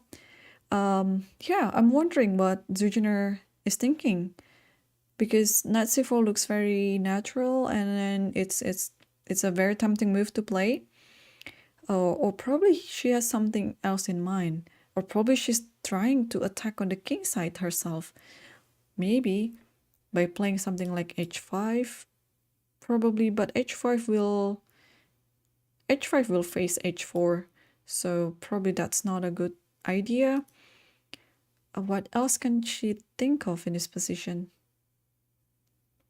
A move like king g6 maybe, just to be prepared of any checks along the 7th rank, or what can it be?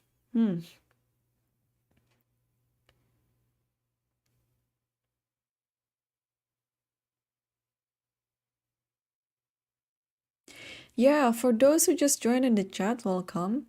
We're seeing the second game of the friendly match between Grandmaster Harika Dronavalli versus women Grandmaster Zhu Jiner. The first game ended with a draw yesterday, and this is the second standard and the final game of the standard time control. Tomorrow, at the same time, 1:30 St. Louis time, or 1:30 in the morning, 1:30 a.m. St. Louis time, or 3:30 p.m. in the afternoon, Beijing time. We will look at the 2 rapid games and 4 blitz games. Okay, finally knight c4 is on the board. I don't know why she was being hesitant about the move. And now I think queen c5 is also the next natural move to play for white. I don't see any other good square for the queen except on c5, so I guess Harika will play it in the next minute or two.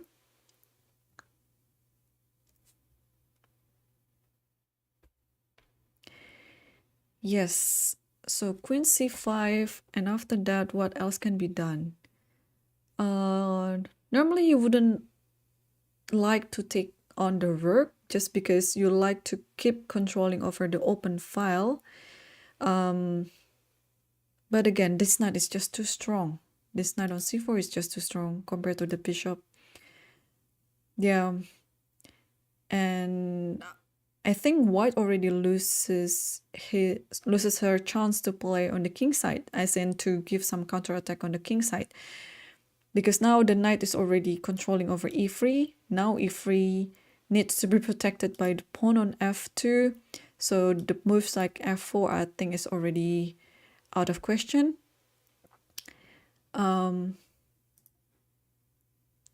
Or could Harika be thinking over exchanging all the pieces on the a file? No, I don't think so. Because this is just going to be weakened the c3 a lot with having this rook on a8 in the end, and then this rook will come over a3 and then attacking c3, and this knight will maneuver elsewhere, like probably to b6 d5. Ooh, it's going to be a disaster. So no, I don't think Harika will take on a8. b4 square is kind of alright, but there's no really purpose on being on b4. So yeah, c5 should be the move. Queen c5 should be the move. Yeah, you don't want to play queen b3 because there is knight d2 and it's going to fork the queen and the rook on f1. So what are you thinking, Harika? Let's do it. Queen c5 on the board, come on.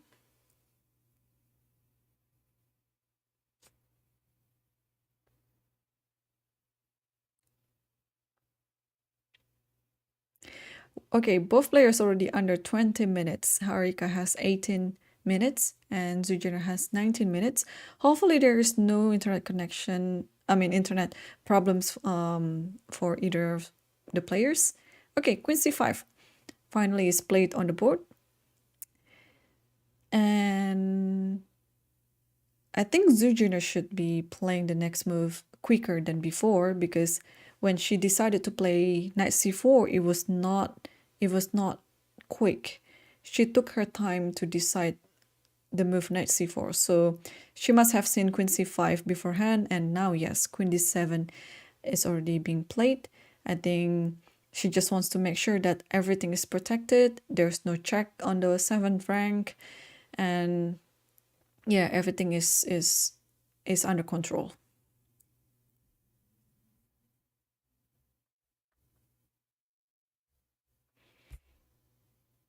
Yeah, now black is better, obviously.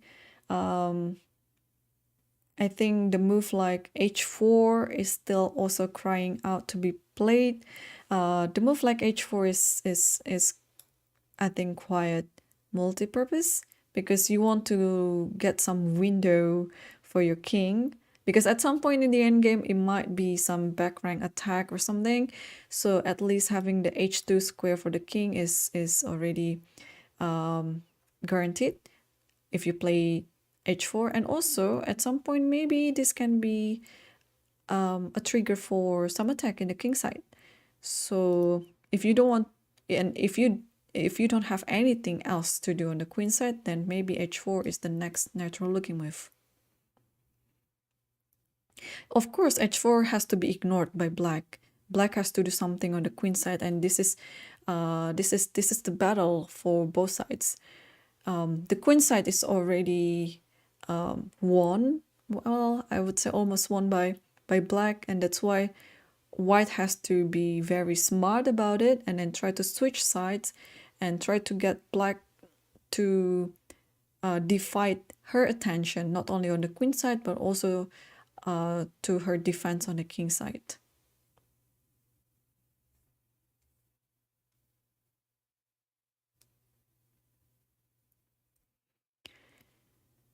Okay, 17 minutes for Harika and 19 minutes for Zhu Jiner. Remember, each player has 30 seconds increment per move. So even if they go to time trouble, they would still have 30 seconds at least after making each move. H3. So Harika goes for a server side by playing H3. And this doesn't give much for white except that it's creating a luft. How is it pronounced in German? I think Luft. Yeah, it's creating a luft for the king, some air to breathe later on. But this will give enough time for black to consolidate her pieces and try to move forward with the advantage.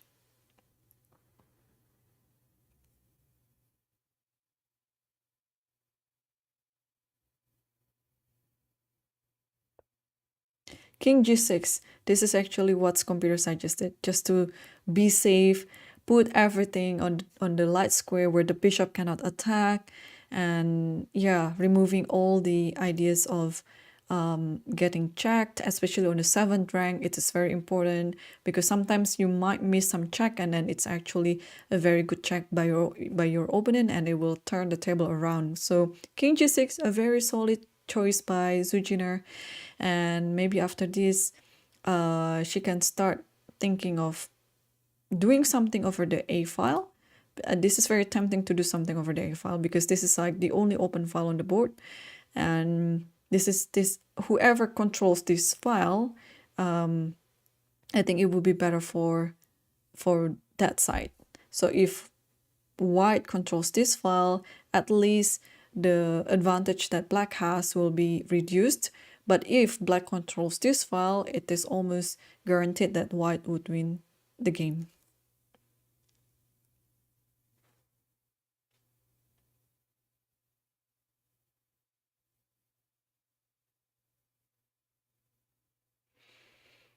Yeah, this knight c4 is holding everything together for black side, and it's a very good knight. Yeah, and it is a nightmare for Harika, but it is a very good knight for Zhu Jiner.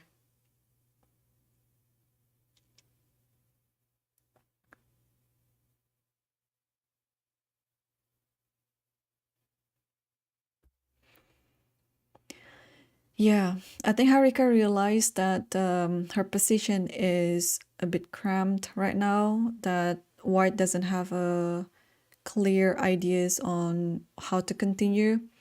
Yeah, this is the hard time for white to think actually, because you have only 15 minutes on the clock and then you have to come up with some ideas, whether it's a waiting idea or something, just want to go crazy or dynamic. But it means that you have to make some concessions. So it's kind of like a bit of dilemma. I myself am not sure as well if I were white in this position on what to do. Materially speaking, everything is equal, but you see the difference between the activity of the knight and the bishop here is just different. And also it is why you have to have good control over the center, because even if the knight is better on c4 and compared to the bishop on g3, if you don't have supportive pawn structure like black has in this position, then your advantage is not very big.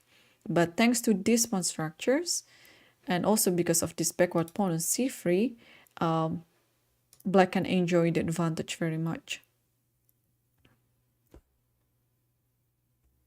I don't think it is necessary for white to move. I mean, for the knight on c4 to move anywhere or to maneuver it anywhere else, because being on c4 itself, it's already very good. I think it is a matter for black to consolidate with the rook, I guess. Probably play to b7. I think this is what Zhu Jiner had in mind. That's why she played king g6, just not to allow the queen to go to f5. So controlling everything. So after the queen on b7, later, if black can move again, queen b7, then maybe she can offer some trade like this, and after rook takes, and then play another rook to a8. And in the normal situation, queen and knight, they are better combination of pieces than queen and bishop. So, and also in this position, thanks to the pawn structure, the king is also very safe.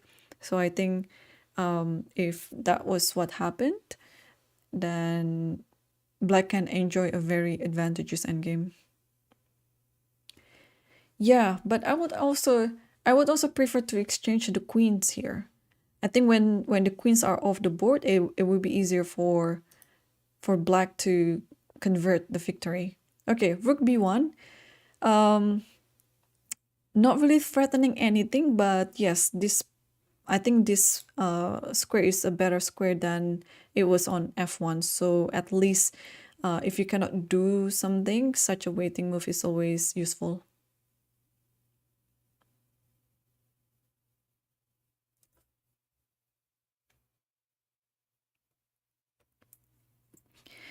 Yeah, bishop on g3 doesn't look like doesn't, yeah, it cannot be shuffled anywhere else. I think it will be stuck on this diagonal forever unless there's some exchanges happen on the board and this bishop is forced to move anyway. Otherwise, if it's not moved, then it's just going to be easier for black to continue and win the game.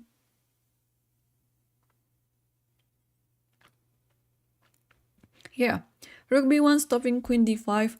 But I think that's not what black had in mind.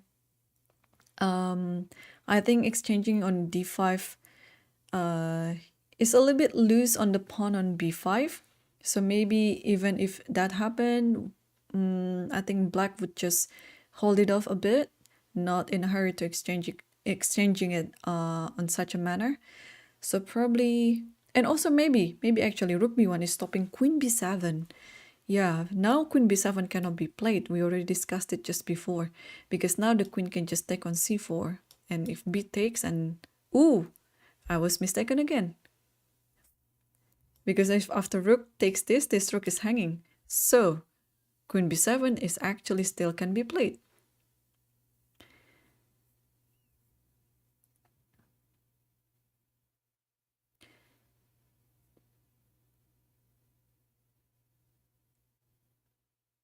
Okay, so Harika is down to 13 minutes right now, and Zhu Jiner still has 17 minutes. 4 minutes different. It doesn't feel like much, but in this moment, it is a lot, because both of them are going to have some time trouble anytime soon.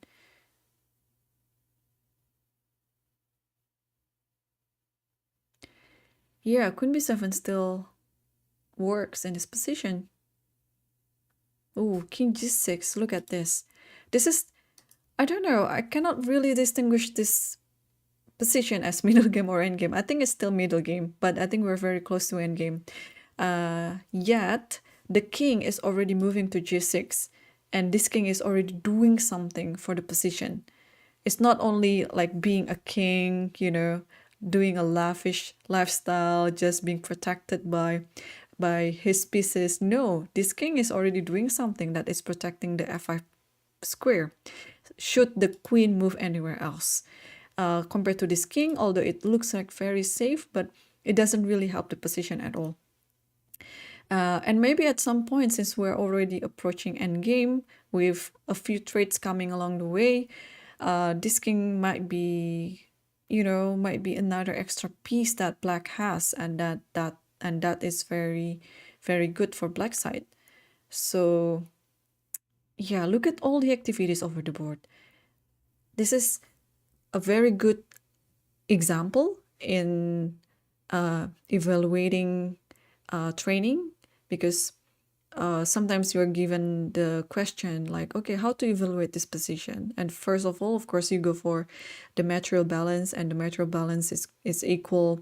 And then probably the next thing you might go for the activity of the pieces or the king's safety. Okay, both, I think both of the kings, they're rather safe, even though the king on g6 is kind of exposed, but there's no really attack that can be done by white to get to the black's king. So I think both kings are fine.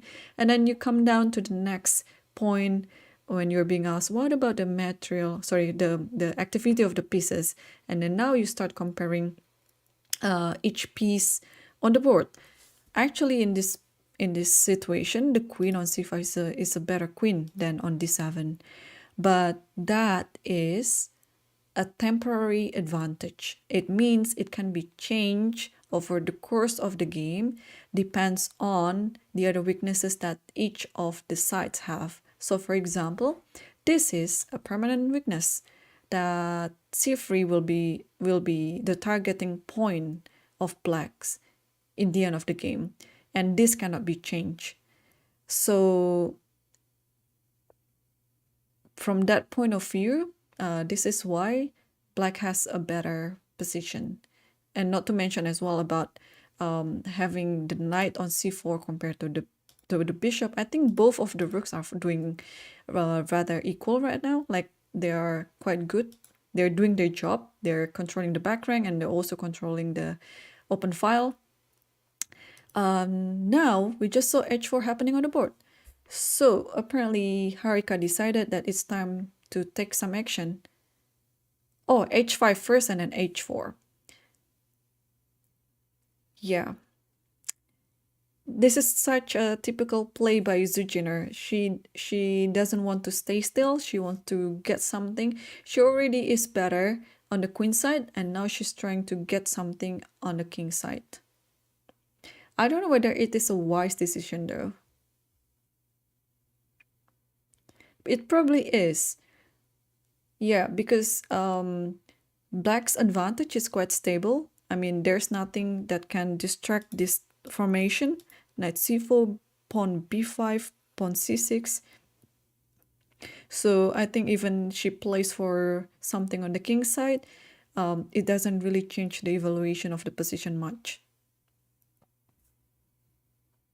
So after h5, yeah, h4 needs to be played, I guess, because if you go, or if you allow black to play h4 herself and the bishop has to retreat to h2, then the position for white just get worsened and worsened. So h4 is crying out to be played, and after h4, black played g takes h4 quite quickly.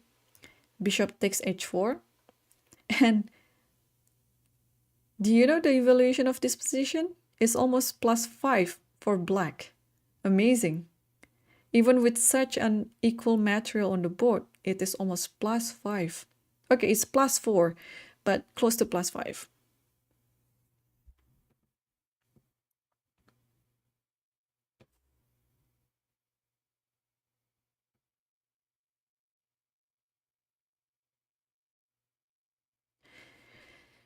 So, okay, 13 minutes for both sides, I guess. Yeah, knight to d2.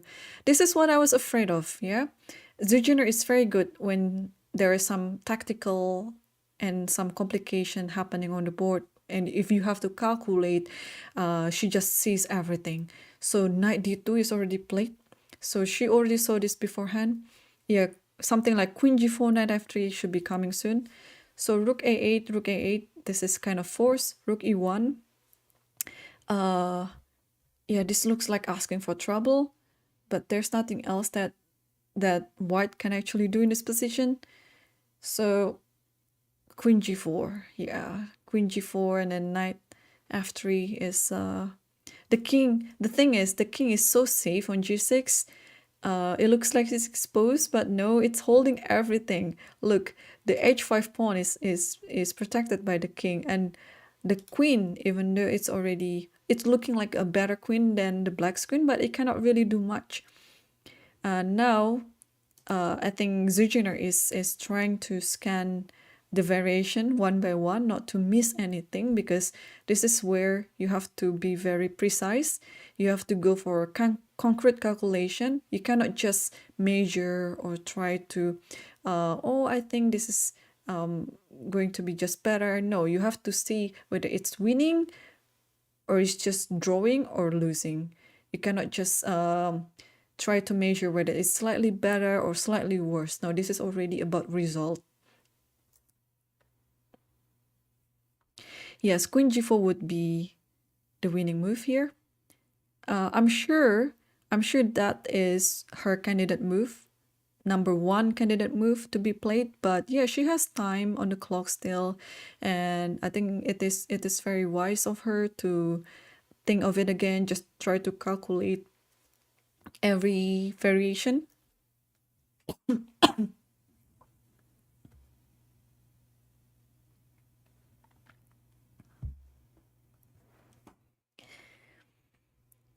So Queen G4 would be game over. It would be plus 13 after Queen G4. Actually, let's take a look in the analysis board. So let's play Queen G4. And then if, for example, Queen takes like this, it's just going to be a check, yeah? And after check, you cannot go to H1 because this, okay, I'll just move it on the board. Here it takes, and then it's going to be a mate soon on E1 by force. Wait, why can't I move it? Sorry. Rook E takes here, knight here, if king here, just takes, and then, oh, sorry, it's a mate. I didn't realize it was a mate. It was already a mate. I thought the king could already go back to G1. I thought there was something wrong with my computer that prevented me from playing king G1. No, it's already mate, yeah. I think streaming at 3:30 a.m. already taken its toll. Anyway, it was such a good mate. I didn't realize it before. So the only move here is to play king f1. But I think after king f1, can you just take on can you just take on... Oh, you can actually take it with the knight, that's all. Or even with the queen is also fine. Yeah, I don't see anything else. Because if you take this, I can... What can I do? I mean, actually, let me think. Or you can take on e1, right? Take on e1. Or even you just play... What can you play?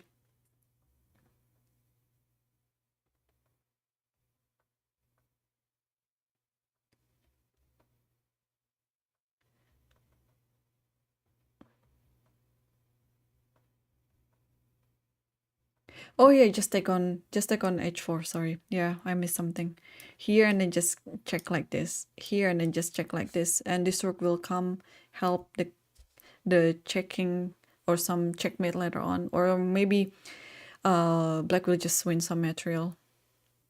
I'm sure there's some move on the game already. Let's take back. And then yeah, so queen g4 is the winning move. Whatever white does after queen g4 is just winning all the way for black. Oh, still thinking? Apparently still thinking. Yeah, trying to be very careful, I guess, because this is the key point. Like, I'm sure both players already feeling the moment, yeah? Like, for example, for black right now, it's the moment when you have to be precise and you just have to work a little bit harder in calculating a bit deeper, and then you'll get the result later. Queen g4 is already played. Yep, bishop g3, because there's no other good defense here. I think that is kind of also an only move to play after queen g4. And now there are a few moves to be played, but if you want to keep the spirit of attacking going on, then natural move here is h4. Just keep going. Look at the king again on g6. I'm just so amazed how this king is actually very safe. And it's been safe for a few moves before too.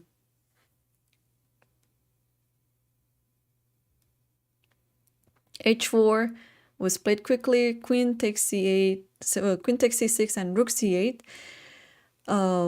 Black doesn't want to give any material in this position, and I think white should be resigning soon.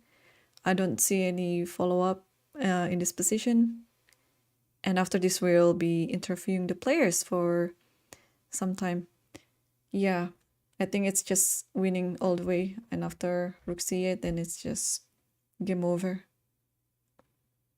Whatever you do, white will lose some material. Yeah, this is quite a clean conversion by black. And now queen b5 just played, and I think it's safe for you just to take on g3. Yeah, g3, queen e2. This looks like a bit of desperado move, but yeah, of course you can just keep playing on, hoping that there would be some compensation for the bishop, but I hardly think so. Actually, knight f3 looks cool here. What do you think, guys? Knight f3 takes, and then takes with this pawn. It might be not much. And maybe it's just stretching it a little bit too much. Like in this position, you can take on f2, for example. I think that would be even better. Just very safe. But normally, whatever you do in this position, it's already winning for black. Even if you just take the queen. Take the queen, take the pawn, and then just move this knight elsewhere like this. And then sooner or later, you will win this pawn, and then followed by the other pawn. But I think Zhu Jiner is taking her time right now just to think what is the quickest way to win this game.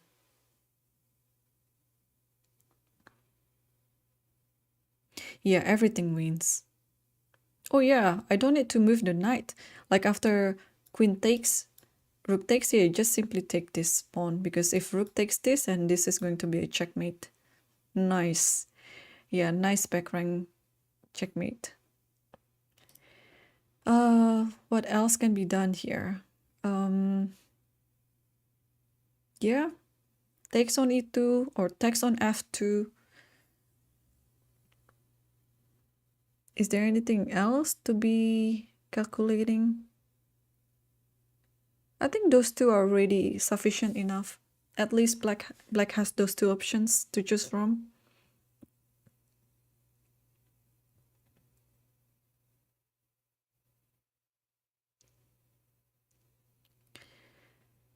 Yeah, this has been a very good game.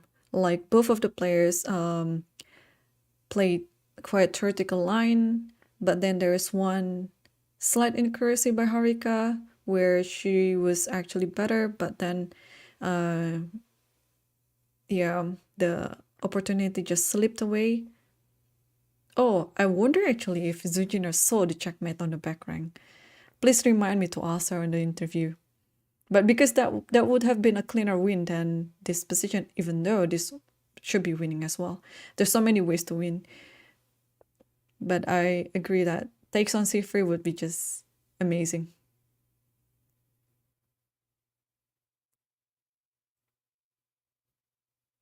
Knight b1, the other pawn is gonna drop, and it will leave black with a free or an extra knight. So 2 pawns versus 3 pawns should be more than enough to win the game.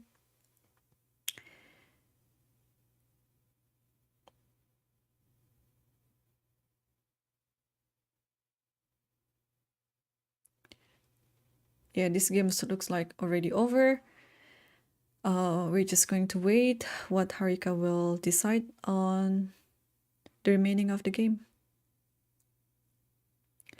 So yeah, so this rook has to be activated. Okay, white decided to keep fighting on. That's the spirit of the game. I totally love it. And after king g3, probably knight takes c3, and probably some pin coming along the way, and probably after that king f5. It's time for the king to march on. So, but anything again, this position is very comfortable for black. Black can just choose many of the moves here to be played.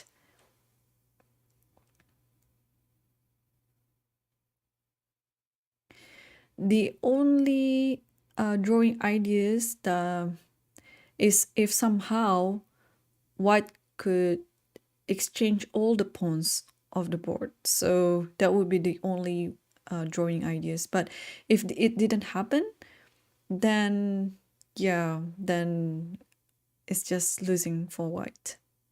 Oh, now white has to be careful. King f4 is not a good move due to knight d5, and this rook will be hanging. So yeah, there's not enough compensation for the knight right now, but white will still keep trying. So king g4, I think f5 looks pretty good in this position.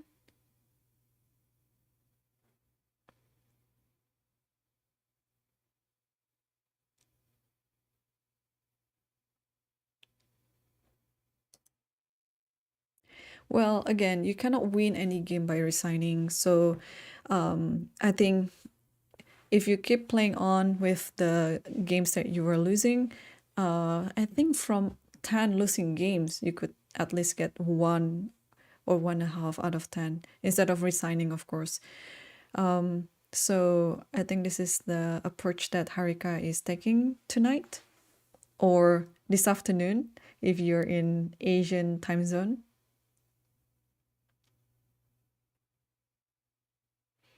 Yeah, simplification would be in black's favor.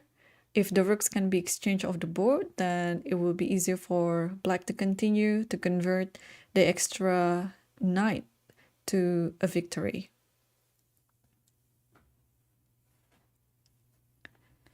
Yeah, 95, I think it's a good decision here for black. You are attacking the e3 pawn and then trying to offer the exchange at the same time. Yes, and it's just been played by Zhu Jiner. Rook c5, trying to mud the water a little bit, hoping that if rook takes c5, d takes c5, and white at least has a pass pawn in the end. It should be still winning for black, but maybe it will try to confuse black a little bit. But okay, Zhu Jiner decided to take it because yeah, there's nothing really much going on for white. Another pawn just dropped, and I think this knight will just go back to d5 to stop this pawn from promoting, and the king can just go either to f6 or g5. I mean, anywhere will do. f6, e5, and then just start pushing the pawn. I mean, even without the knight, black would still win. Let's say the knight is getting exchanged with the pawn, and then it will leave us with only king and 2 pawns versus king and 1 pawn. They still be winning.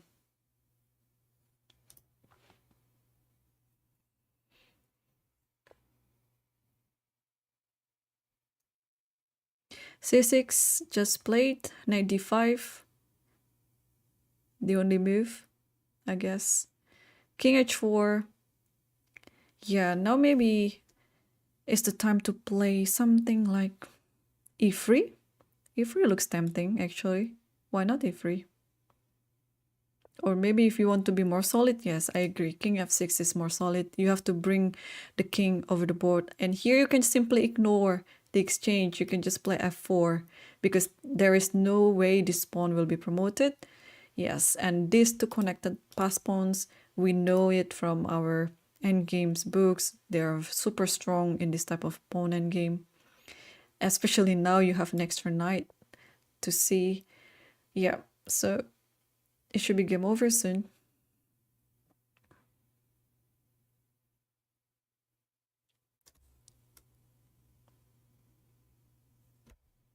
Yep, so the game has finished.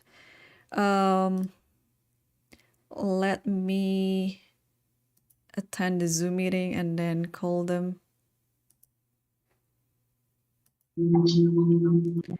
Hello. Are you back with us, Irene? Yeah, I'm back with you guys. So the players can unmute themselves so that they can hear me. Yeah, we It's can. already. Oh, it's already, yeah. Oh, well done, Zhu Jiner, for the win. Yeah, it was quite a tough match actually. I think at some point, Harika was better. After Bishop E5, I was impressed. It was a good position for White, but I think what did you miss here, Harika? What did you think you missed? F3? Like after Bishop E5, it was I think almost +1 for White.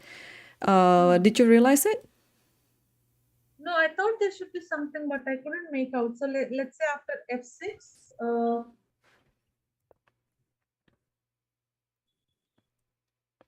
Yep. if I play something like,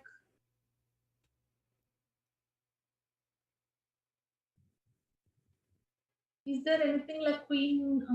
No. No, I think after no in my analysis that after f6 you did the right thing. Bishop takes e4, bishop takes e4, knight takes e4.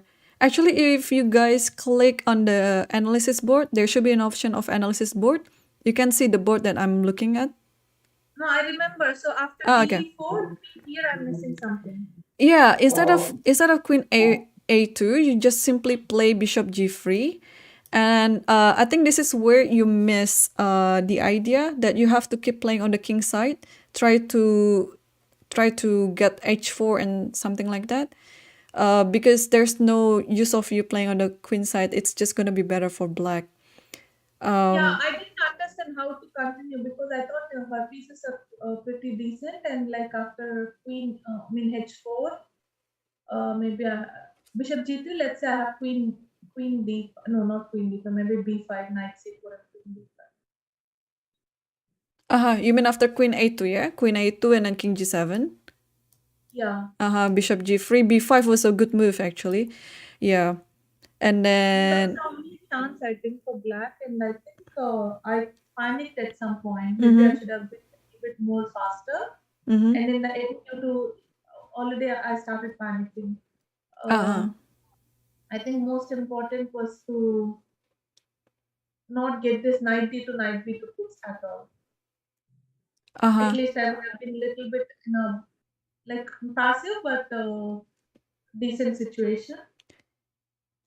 there was actually one interesting idea that after black played b5 and then you played a4, a6, and then in this position you castled, and then c6, right? Yeah, in this position you have to switch back to the king side, and then f4 is actually the move.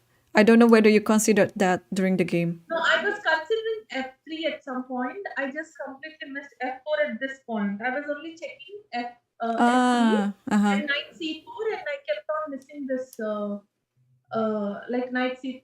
I checked knight C4, FE4, and knight E3, rook E4, and all. But I missed F4. Yes, it would be I saw completely it. No, different, I saw huh? that. Yeah, I saw that after F4, E after rook F3, I'm completely good. I have like very good counter chances, but I missed to play F4 in the to start with. Yes, yeah, that would be the turning point actually, because then okay, it could still be equal after f4, and because f4 not c4 and so on, but at least black is not so dominating on the queen side or center anymore, because now black has to also be careful on the king side, because after knight c4, queen f2, and then you're having something on the king side. Yeah, of course. And after that, I don't think f4 was playable anymore because you already took on b5. And yes, and then I think it's just quite a clean confession by Zhu Jiner till the end of the game, because the knight is just so strong on c4. Yeah, I thought I could get away with it, but yeah, I think I played little fast. I should have found something else before. But yeah, this F4 I missed.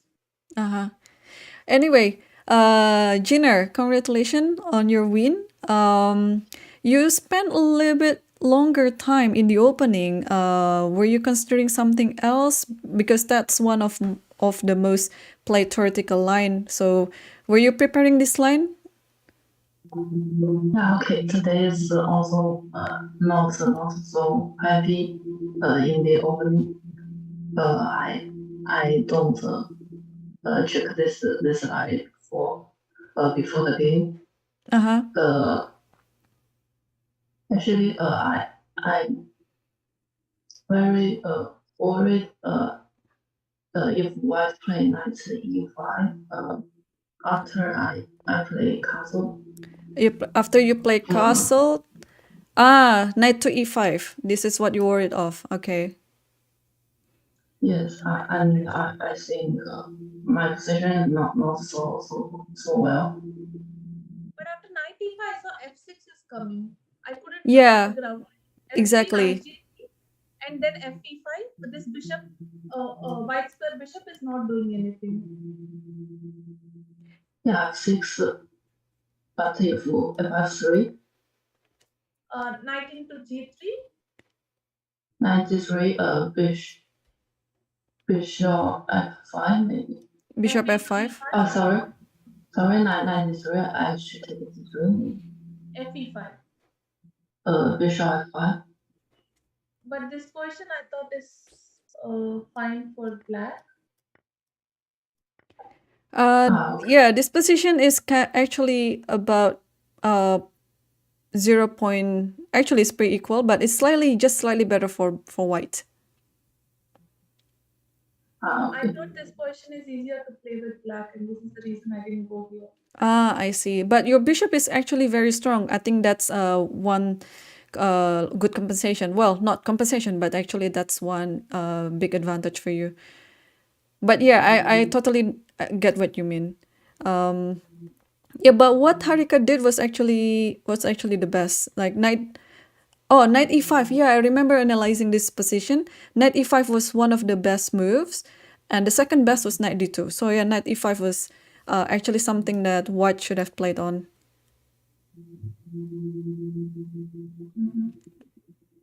But anyway, it was such a great fight. It was very fun to watch. So thank you again for the game. And do you have any special preparation for the rapid and blitz tomorrow? Okay, let's start with Junior first. Uh, I I just try my best to play and enjoying the match. Yeah, we can tell that you've been enjoying the match so far, and we're happy to see that. What about you, Harika? Do you have any special preparation for the shorter time control games tomorrow? First, I need to make sure that my internet is stable. I already lost connected today also. That would be my major preparation for tomorrow first. Yeah, yeah. I was also worried about that because yeah, in the opening, yeah, your internet dropped. Yeah, hopefully there wouldn't be any issue about the internet connection tomorrow, and then we will be seeing another great match from both of you. Thank you. All right, thank you guys. I'll see you again tomorrow.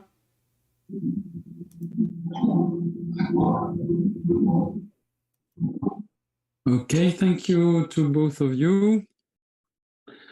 We will meet at the same time tomorrow, and indeed, I hope